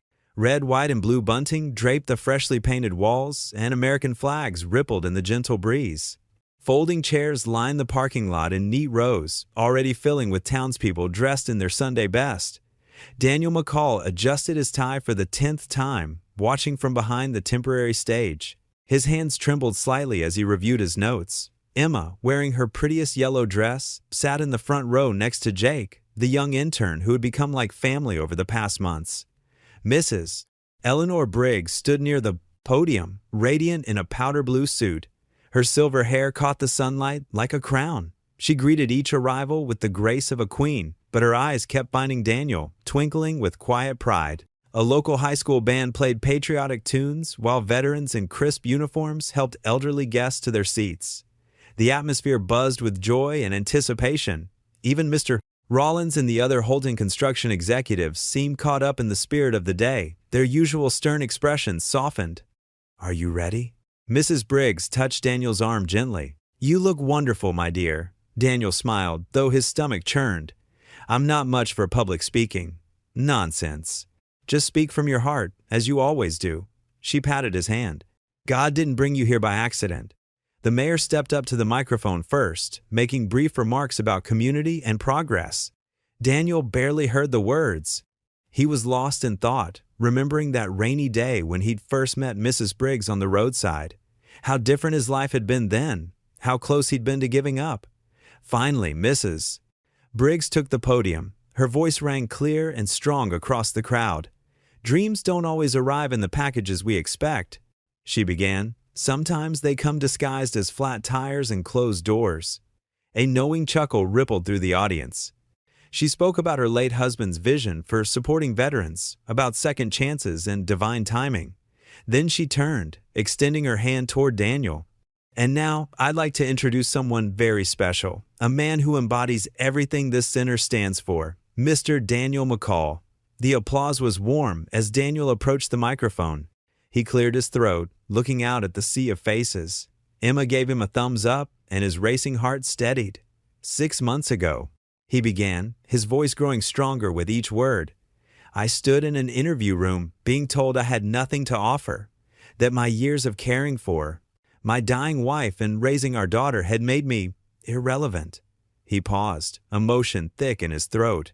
But God had other plans, and he sent an angel named Eleanor Briggs to remind me that our worth isn't measured by a resume. Mrs. Briggs dabbed at her eyes with a handkerchief as Daniel continued. The crowd leaned forward, caught up in his story of redemption and hope. He spoke about the veterans he'd met, about Emma's lessons in kindness, about the power of believing in people when the world has forgotten them. This center, he gestured to the building behind him, isn't just brick and mortar. It's proof that second chances are real, that faith and perseverance still matter, that sometimes our greatest setbacks lead us exactly where we're meant to be. Applause erupted. Mrs. Briggs stepped forward to stand beside him, beaming with joy. But as the clapping reached its peak, something changed in her expression. Her face went ashen, and her hand flew to her chest. "Eleanor?"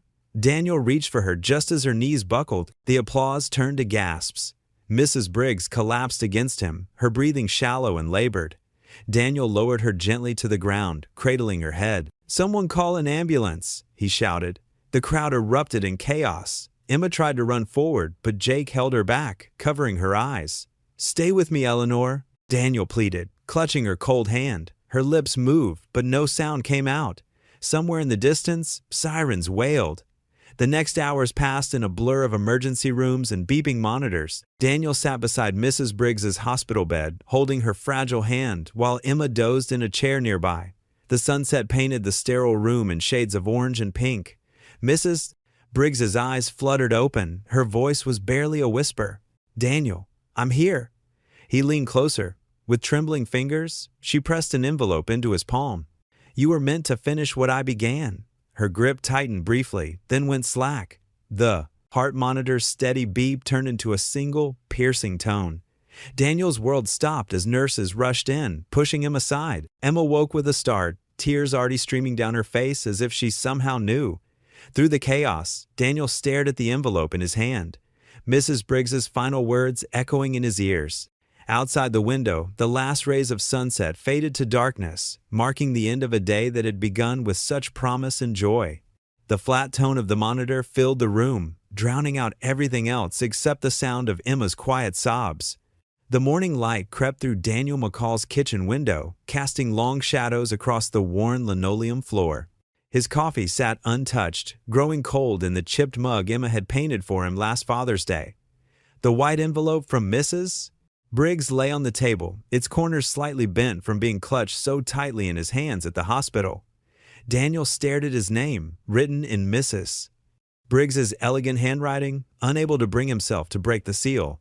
The events of yesterday played over and over in his mind. The pride in her eyes during his speech, her sudden collapse, the final whispered words that echoed in his heart. The kitchen clock ticked loudly in the heavy silence. Emma's soft footsteps padded down the hallway. She appeared in her pink pajamas, her brown hair tousled from sleep, her eyes, still puffy from crying last night, fixed on the envelope. "Daddy?" she said quietly, moving closer to where he sat. "Mrs. Briggs wanted you to read it. She told me so last week." Daniel looked up, surprised. "She talked to you about this?" Emma nodded, climbing onto the chair next to him. "She said she had a special letter for you, but it was a secret." She touched the envelope's edge with gentle fingers. "She said it was full of hope, like the garden we were planning." Daniel's throat tightened. He remembered how Mrs. Briggs and Emma had spent hours discussing their plans to create a memorial garden behind the Veterans Center, drawing pictures of where each flower should go. "I miss her already," Emma whispered, leaning against his arm. Daniel wrapped an arm around his daughter's shoulders, drawing strength from her presence. With his free hand, he finally picked up the envelope. The paper made a soft tearing sound as he opened it, his fingers trembling slightly. Inside was a letter, several pages long, and another smaller envelope. He unfolded the pages, recognizing Mrs. Briggs's distinctive penmanship. "My dear Daniel, if you're reading this, then God has called me home. Please don't mourn too deeply. I've lived a full life, blessed beyond measure, especially in these last months, knowing you and precious Emma. When you stopped to help me that rainy day, I saw something rare, a man of true character whose worth couldn't be measured by a resume or bank account. You reminded me so much of my Robert, the same quiet strength, the same unfailing kindness. I need to confess something. I didn't just happen to choose Holden Construction for the Veterans Center. I investigated them after they rejected you, and I made sure they won the bid precisely because I wanted to teach them and you an important lesson about worth and second chances. You see, Daniel, I was once like them. After Robert died, I became bitter, judging people by their status rather than their hearts. But God humbled me through my own failures, teaching me that true wealth lies in character, not credentials. I'm leaving you more than just this letter. The second envelope contains legal documents naming you as the new director of the Robert Briggs Veterans Foundation. The board has already approved this decision. The foundation's resources, including a modest endowment, will allow you to draw a fair salary while continuing our work full-time.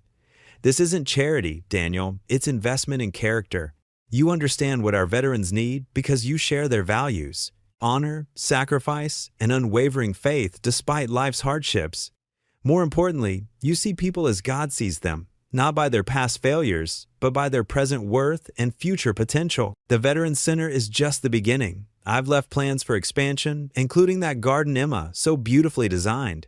But how you proceed is up to you now. Trust your instincts, Daniel. They've never failed you. Take care of our veterans. Take care of yourself and Emma. And remember, God's no is often just a yes waiting to bloom. With love and faith, Eleanor Briggs. Daniel's vision blurred as tears spilled onto the paper. Emma wrapped her small arms around his neck, and he pulled her close, his shoulders shaking with quiet sobs. "It's okay, Daddy," she whispered, patting his back just as he had done for her countless times. "Mrs. Briggs is with Mommy now. They're both watching over us." Through his tears, Daniel gazed out the kitchen window at the morning sun, illuminating the half-finished garden behind the Veterans Center. The foundation sign caught the light, its fresh paint gleaming with promise. "I'll finish it, Eleanor," he whispered, holding Emma close. "I promise." The morning light seemed to brighten, as if in response to his words, casting a warm glow across the garden's empty beds, waiting to be filled with new life, new purpose, and the perennial blooms of hope. The autumn breeze rustled through the maple trees, scattering golden leaves across the church lawn. Daniel McCall stood at the podium, his dark suit pressed and neat, facing the crowd gathered for Eleanor Briggs's memorial service. The small chapel overflowed with people whose lives she had touched. Veterans in their uniforms, local business owners, and families from the community. Sunlight filtered through stained glass windows, casting rainbow patterns across the wooden pews. Emma sat in the front row, wearing the blue dress Mrs. Briggs had given her, clutching a white rose. Her small face was solemn but peaceful, reminding Daniel of how his daughter had handled loss before, with a wisdom beyond her years. "Eleanor Briggs," Daniel began, his voice steady despite the ache in his heart, saw what others missed. She looked past appearances, past circumstances, past failure, and found the gold in people's hearts. He paused, drawing a deep breath. 3 months ago, I was a man with a broken resume and a wounded spirit. But Eleanor, she saw a father trying his best. She saw potential where others saw risk. The faces before him nodded in understanding. Many of them had similar stories, moments when Eleanor had believed in them when no one else would. She taught me that faith isn't just about believing in God. Daniel continued, gripping the edges of the podium.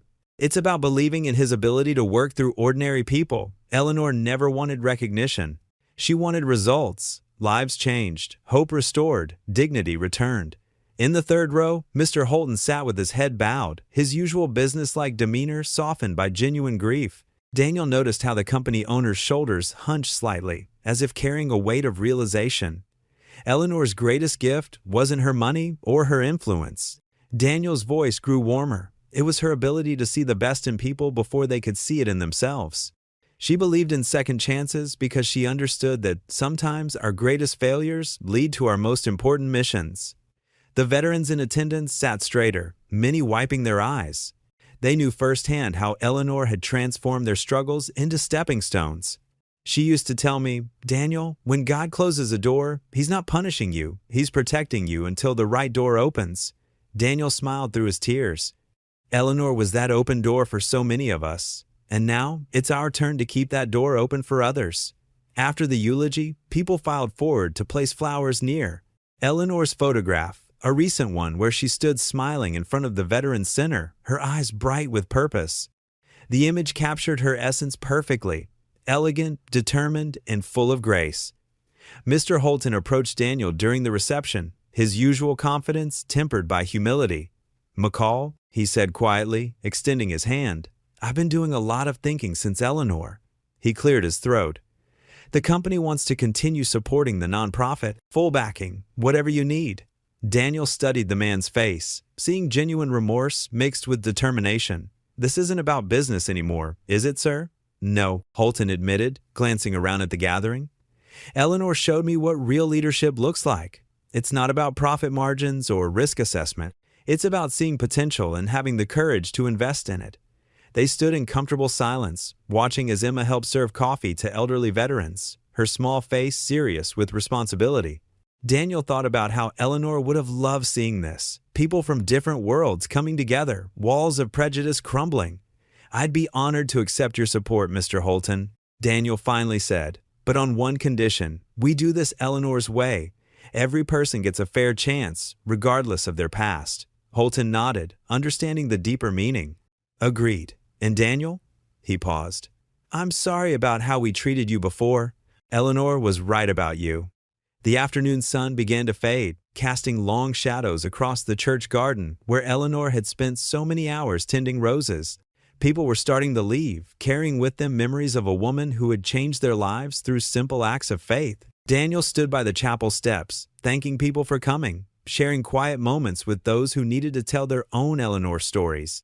Each tale reinforced the magnitude of her impact, the quiet ways she had woven hope into the fabric of their community. Emma finished helping with the cleanup and made her way to her father's side. Her small hand slipped into his, warm and reassuring. Looking up at the golden sky, she squeezed his fingers gently. "She's watching from heaven, Daddy." The morning sunlight streamed through the windows of Daniel's new office at the Veterans Center. 3 weeks had passed since Eleanor's memorial, and the desk before him, her old desk, still held traces of her presence. A silver letter opener, a small crystal cross, and a framed photo of her husband in uniform. Daniel ran his fingers along the smooth mahogany surface, remembering her words. "You were meant to finish what I began." He pulled out a fresh notepad and began sketching plans for new programs. The Veterans Center had good bones, but Eleanor's vision had always been bigger than just a building. She'd wanted a place where broken spirits could heal, where second chances weren't just dreams, but daily realities. The door creaked open, and Jake Turner poked his head in. The young intern had traded his construction hat for business casual attire, though his enthusiastic energy remained unchanged. "Morning, Mr. McCall. I've got those employment statistics you asked for." Daniel gestured to the chair across from him. "Thanks, Jake. And please, it's just Daniel." He accepted the folder, noting Jake's careful organization, a skill that had made him invaluable these past weeks. As they reviewed the numbers, Daniel's heart grew heavy. Too many veterans struggling to find work, too many single parents choosing between childcare and job training. The problem seemed overwhelming, but Eleanor had taught him that every solution started with one simple step. "What if?" Daniel said, tapping his pen against the desk. "We converted the East Wing into a training center, computer labs, interview prep rooms, childcare space, while parents attend workshops." Jake's eyes lit up. "I could help set up the digital infrastructure. My college roommate works in IT. He'd probably volunteer his time."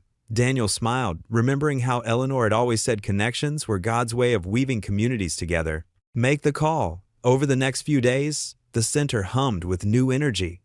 Daniel worked late into the evenings, coordinating with local businesses for job placement programs. He arranged partnerships with daycare centers, negotiating reduced rates for single parents, attending career training.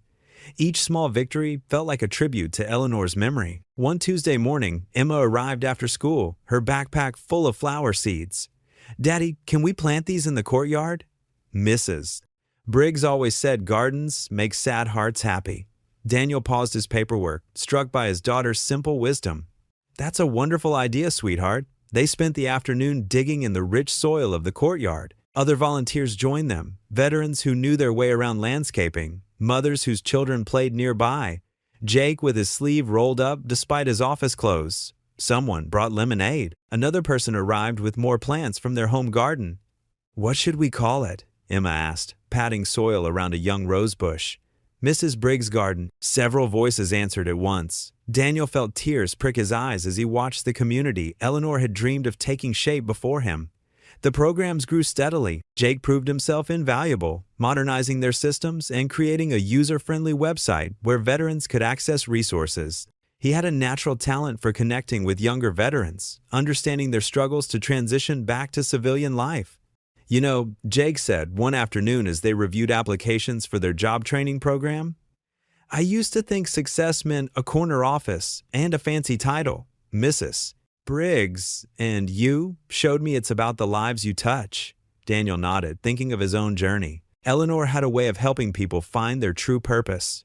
The courtyard garden flourished as summer approached. Emma spent hours there after school, teaching other children how to tend the flowers. Veterans would sit on the benches, finding peace among the blooming plants. Single parents would meet there, sharing stories and support while their children played. One evening, as the sun painted the sky in shades of pink and gold, Daniel stood before the completed building. The sign above the entrance read, "Eleanor Briggs Veterans Center," with smaller letters beneath, "Where Hope Grows."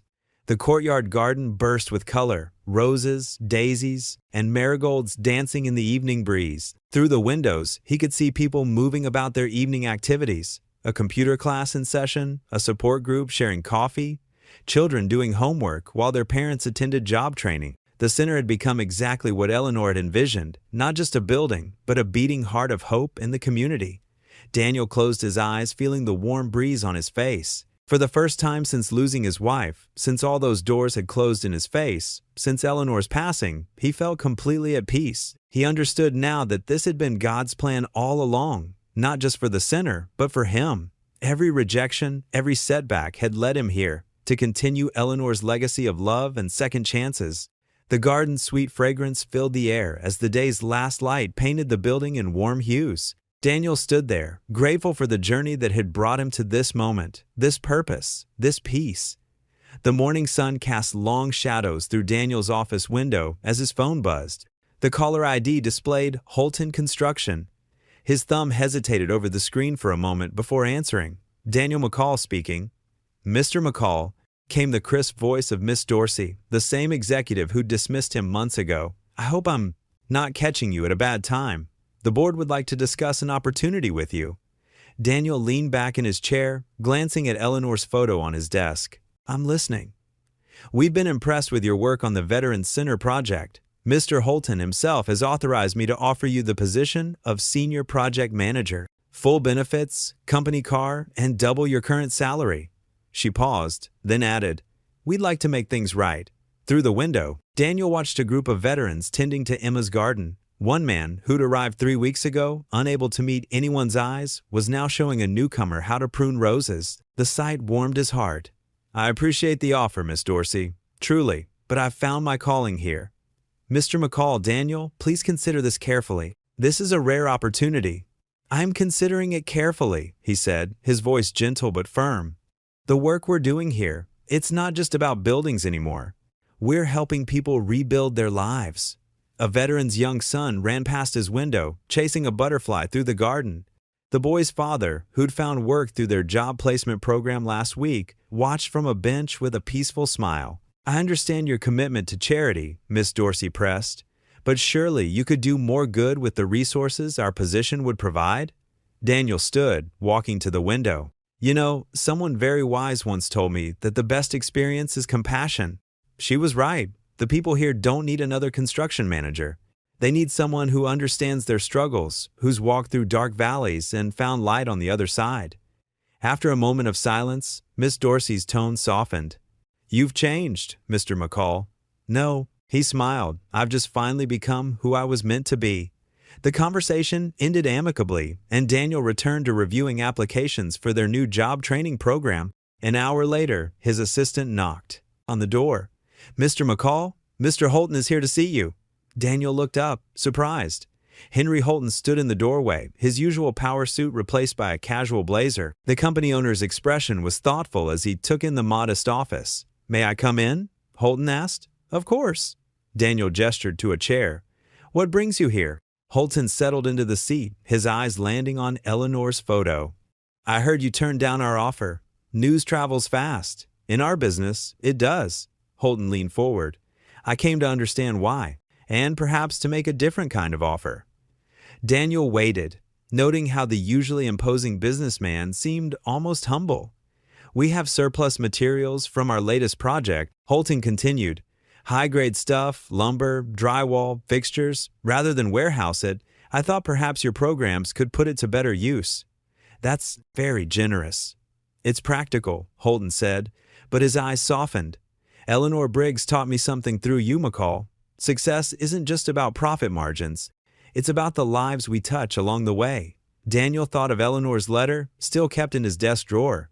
She had a way of teaching without preaching. Indeed. Holton stood, moving to the window. Below, veterans and volunteers worked together in the garden, their laughter floating up. You've created something special here. We all have, Daniel corrected. Every person who walks through those doors adds something valuable. Holton turned, extending his hand. Let's make it official then. Holton Construction would like to become a regular donor to your programs. Materials, expertise, whatever you need.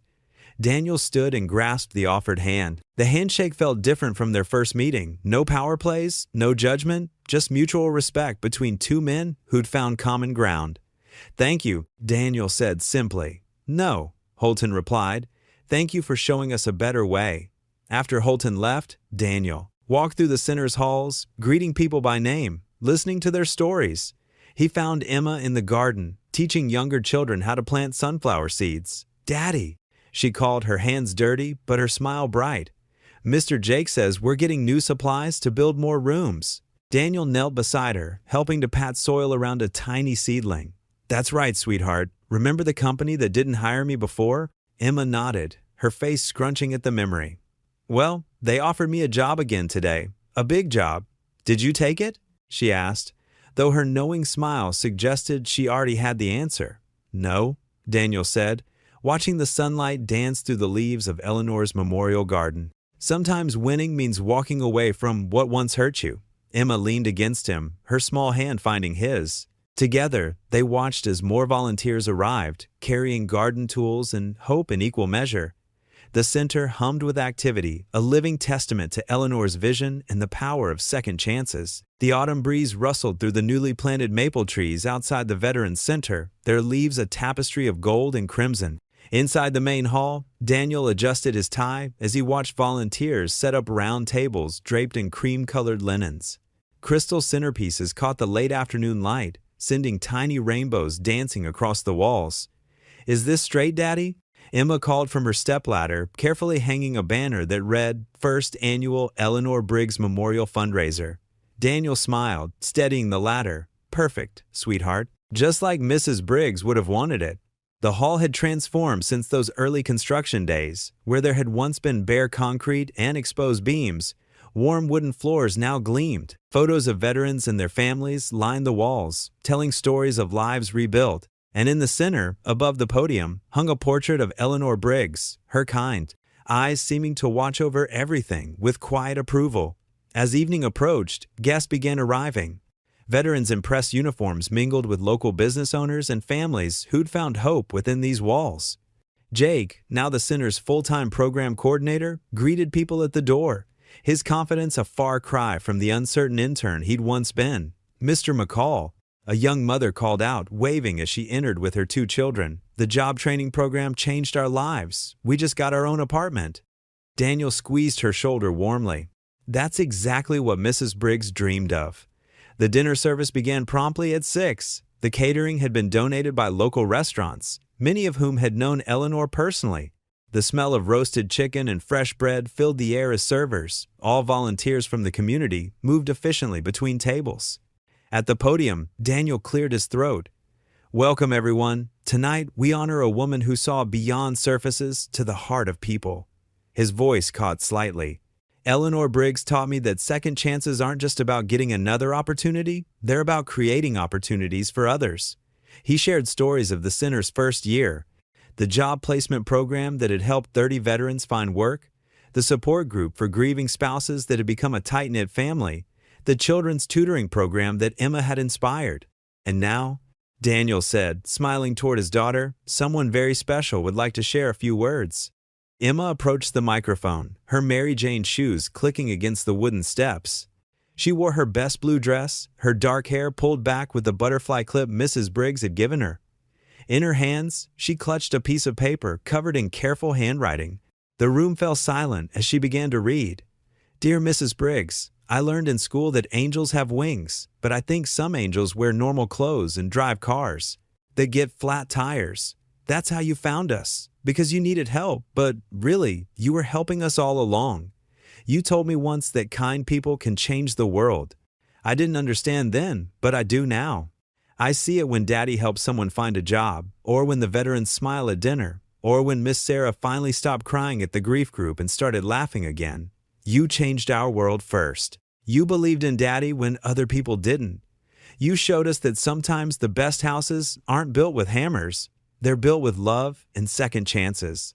I plant flowers in your garden every Saturday. Daddy says they're like your kindness. They keep growing and making everything more beautiful. I hope you can see them from heaven. Thank you for being our angel. Love, Emma. By the time she finished, there wasn't a dry eye in the room. The silence held for a moment before erupting into applause. Emma curtsied slightly, just as Mrs. Briggs had once taught her, before running back to Daniel's waiting arms. Mr. Holton stood up from his table, dabbing his eyes. I'd like to announce that Holton Construction will match all donations tonight, dollar for dollar. Other business owners quickly followed suit with their own pledges. As the evening continued, people lined up to share their stories and contribute. A veteran handed over his first paycheck from his new job. A widow donated her wedding ring, saying Eleanor had helped her find strength to move forward. Children emptied piggy banks into the donation box. The final total exceeded anything Daniel had imagined possible. But more than the money, it was the spirit in the room, the tangible sense of community and purpose that would have made Eleanor proudest. As the guests began to leave, each stopping to hug Emma or shake Daniel's hand, the sunset painted the sky in brilliant pinks and purples. Daniel stood before Eleanor's portrait, its placement catching the last rays of light. "We did it, Eleanor," he whispered, his voice thick with emotion. Her painted eyes seemed to twinkle with that familiar warmth, that unwavering faith in the goodness of people and the power of second chances. The morning sun painted long shadows across the cemetery's dewy grass as Daniel and Emma made their way between the quiet rows of headstones. Emma clutched a bouquet of yellow daffodils, Mrs. Briggs's favorite flowers, ever three, while Daniel carried a small basket filled with gardening supplies. They found her grave nestled beneath a mature maple tree. The polished granite headstone read, Eleanor Marie Briggs, beloved wife, friend, and guardian angel. Daniel knelt down and began clearing away fallen leaves, his movements gentle and purposeful. "The grass is getting a little long," he murmured, pulling out small garden shears from the basket. Emma watched as he carefully trimmed around the edges of the headstone, making everything neat and tidy, just the way Mrs. Briggs had always kept her own garden. "Can I put the flowers now, Daddy?" Emma asked softly, holding the bright blooms close to her chest. Daniel nodded, sitting back on his heels. "Go ahead, sweetheart." Emma stepped forward and arranged the daffodils in the bronze vase embedded in the stone. Her small fingers adjusted each stem with careful consideration until the arrangement looked perfect. She stepped back, satisfied with her work. Daniel reached out and traced Mrs. Briggs's name with his fingertips. "Well, Eleanor," he said, his voice warm despite the morning chill, "I thought you might like an update on how things are going at the center." Emma settled cross-legged beside him on the grass, her pink dress spread around her like flower petals. She knew this ritual well. Every month they came here, and her father would talk to Mrs. Briggs as if she were sitting right there with them. "The Veterans Program has really taken off," Daniel continued. "Remember Jake, the young intern? He's heading up our job placement initiative now. Last week, we helped 5 more veterans find steady work." He smiled, remembering the joy on their faces. "And that single-parent support group you always wanted? We've got 30 families involved now. They meet every Tuesday night while we provide childcare." A gentle breeze stirred the daffodils, making them dance in the morning light. Daniel's eyes grew misty as he continued. "The garden courtyard is beautiful. You should see it. Emma here has become quite the little gardener. She's got your touch with the roses." Emma beamed with pride. "I water them every day, Mrs. Briggs," she chimed in. "And I talk to them too, just like you taught me." Daniel wrapped an arm around his daughter's shoulders. "The community center is always full now. We've got art classes for kids, computer training for seniors, and that cooking program you suggested. It's become so popular we had to start a waiting list." He paused, swallowing past the lump in his throat. "Sometimes I still can't believe how everything turned out. That flat tire that day, it wasn't just a coincidence, was it? You saw something in me that I couldn't see in myself anymore." Emma reached into her little backpack and pulled out her beloved stuffed angel, the one Mrs. Briggs had given her during one of their tea parties. The small white plush toy was well loved, its wings slightly crooked from countless hugs. "Daddy," she said solemnly, "I want to leave Angel here with Mrs. Briggs." She placed the stuffed toy carefully at the base of the headstone, "so she won't be lonely." Daniel felt tears welling up in his eyes. "Are you sure, sweetheart? You love that angel?" Emma nodded firmly. "Mrs. Briggs gave her to me when I was sad. Now she can keep her company." She patted the toy's head gently. "And anyway, Daddy, we're her angels now, aren't we? Helping people just like she did?" Daniel pulled Emma close, his heart overflowing with love and gratitude. "Yes, baby. Yes, we are." He looked at the headstone through tear-filled eyes. "Thank you, Eleanor, for everything. For seeing past my failures to what could be. For giving me back my purpose. For showing Emma and me that sometimes the biggest blessings come disguised as setbacks." The morning sun had risen higher now, warming their backs as they sat in comfortable silence. A butterfly, bright yellow like the daffodils, fluttered past and landed briefly on Mrs. Briggs's headstone before dancing away on the breeze. "Time to go, sweetheart," Daniel said finally, gathering their gardening supplies. He stood and helped Emma to her feet, brushing grass from her dress. Emma blew a kiss toward the grave. "Bye, Mrs. Briggs. We'll come back soon." Daniel took his daughter's small hand in his, feeling its warmth and trust. Together they walked back along the winding path, their shadows stretching out behind them in the morning sunlight. The dew had dried now, and the grass sparkled like diamonds under the clear blue sky. As they made their way through the peaceful cemetery, Daniel felt a profound sense of peace settle over him. Each step took them forward into a future that, while different from what he'd once imagined, was filled with purpose and meaning. A legacy of kindness that would continue to grow and touch countless lives, just as Mrs. Briggs had intended. Daniel sat at his desk in the Veterans Center, sorting through the morning mail. Most were donations and thank you notes, but one letter caught his eye, a plain white envelope with slightly messy handwriting. He opened it carefully, unfolding 3 pages of handwritten words. "Dear Mr. McCall," the letter began, "my name is Thomas Weber. I'm a single father of 2 young boys, and I'm at the end of my rope. I lost my construction job 6 months ago when the company downsized. Since then, I've been turned down everywhere because of the gap in my work history." Daniel's hands trembled slightly as he read. The words could have been his own from just a year ago. He continued reading about Thomas's struggle to keep his apartment, his boys' disappointment when he couldn't afford their school activities, and his growing desperation. Emma poked her head into his office, her backpack slung over one shoulder. "Ready for lunch, Daddy?" "Just a minute, sweetheart." Daniel reached for his phone and dialed the number at the bottom of the letter. It rang 4 times before a tired voice answered. "Mr. Weber? This is Daniel McCall from the Eleanor Briggs Veterans Center. I got your letter this morning. Could you come in today?" There was a pause on the other end. "Really?" Yes, sir. I can be there in an hour." "Perfect. Bring your boys if they're with you." Emma helped Daniel straighten up the meeting room, arranging cookies on a plate and filling water glasses. When Thomas arrived, Daniel immediately recognized the look in his eyes, that mixture of hope and defeat he used to see in his own mirror. Thomas Weber was in his mid-30s, wearing a clean but worn button-down shirt. His 2 boys, around 6 and 8, stuck close to his sides, quiet and watchful, just like Emma used to be.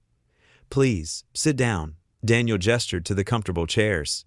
"Boys, Emma can show you our recreation room if you'd like. We have some pretty cool games in there." The boys looked up at their father, who nodded.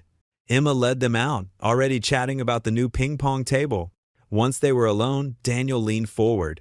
"Tell me your story, Thomas, the whole thing." For the next hour, Thomas shared his journey. He'd worked construction for 12 years until the company's sudden downsizing. His wife had left 3 years earlier, leaving him to raise the boys alone. Each rejection letter had chipped away at his confidence until he could barely face another interview. "I saw the article about this place in the paper," Thomas explained, his voice rough, "about how you help people get back on their feet. I know I'm not a veteran, but..." Daniel held up his hand.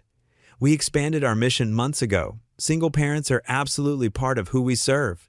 He pulled out a folder. "I have a proposition for you." Thomas straightened in his chair. "We're starting a new training program for our maintenance team. full-time position, benefits included. It's not high-end construction, but it's honest work with room to grow. Would you be interested? Yes, absolutely. Thomas's eyes grew wet. But why would you take a chance on me when no one else will?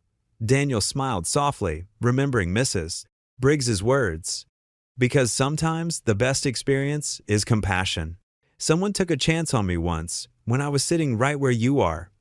Over the next few weeks, Daniel watched Thomas flourish.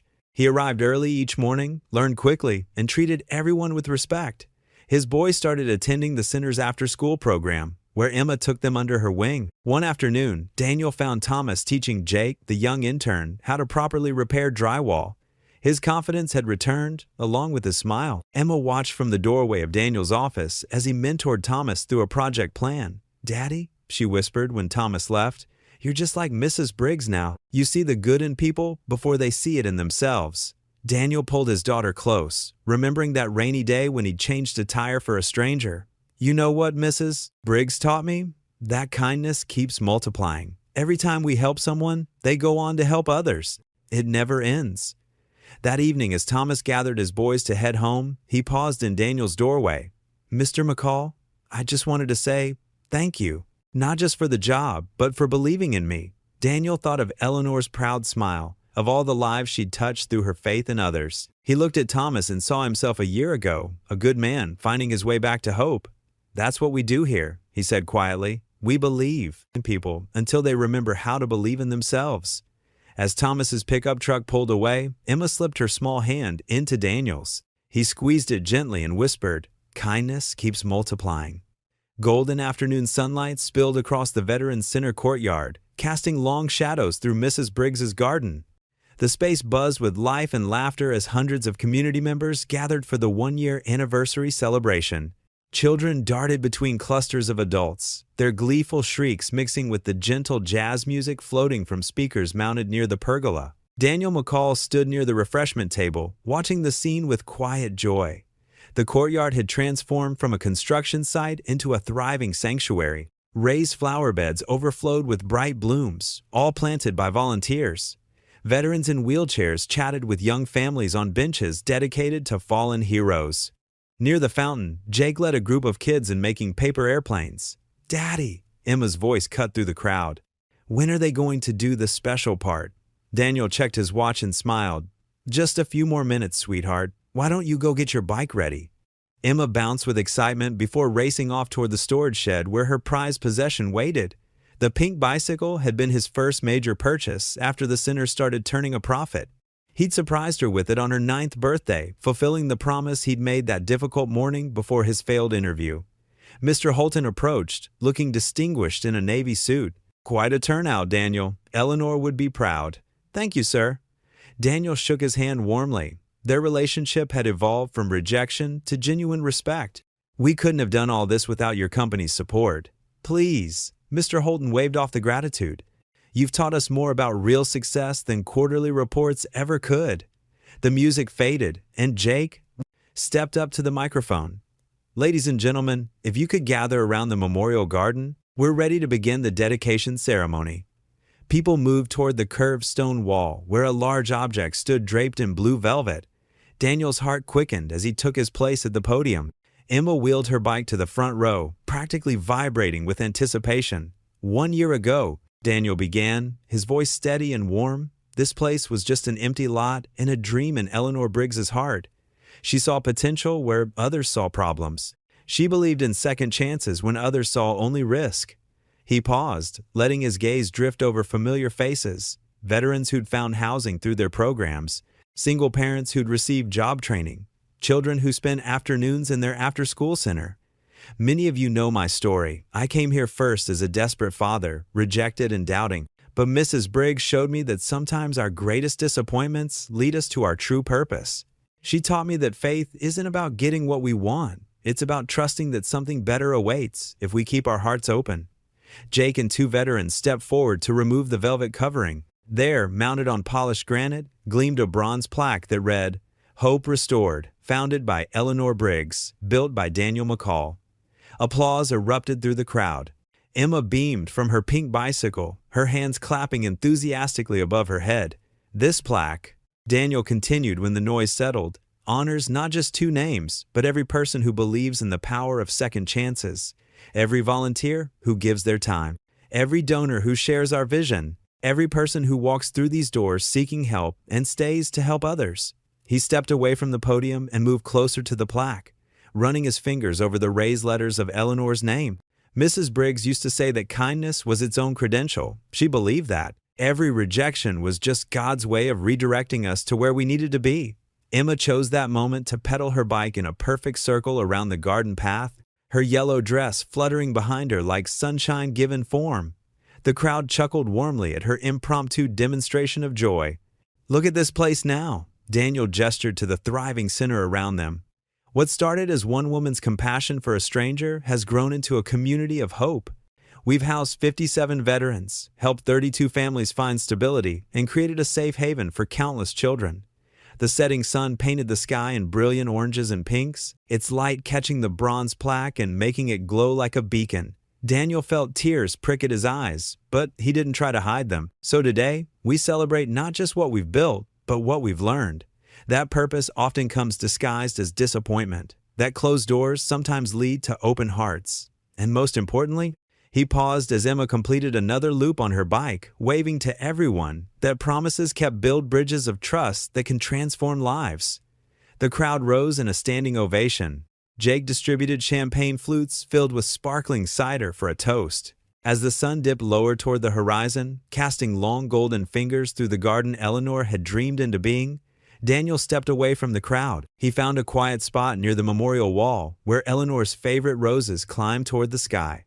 Emma parked her bike and joined him, slipping her small hand into his. Together, they watched the sunset paint the clouds in brilliant hues. Daniel squeezed his daughter's hand and spoke softly, his words meant for both heaven and earth. Sometimes God's no is just a bigger yes waiting to bloom. The sky blazed with color, a celestial celebration of promises fulfilled and faith rewarded.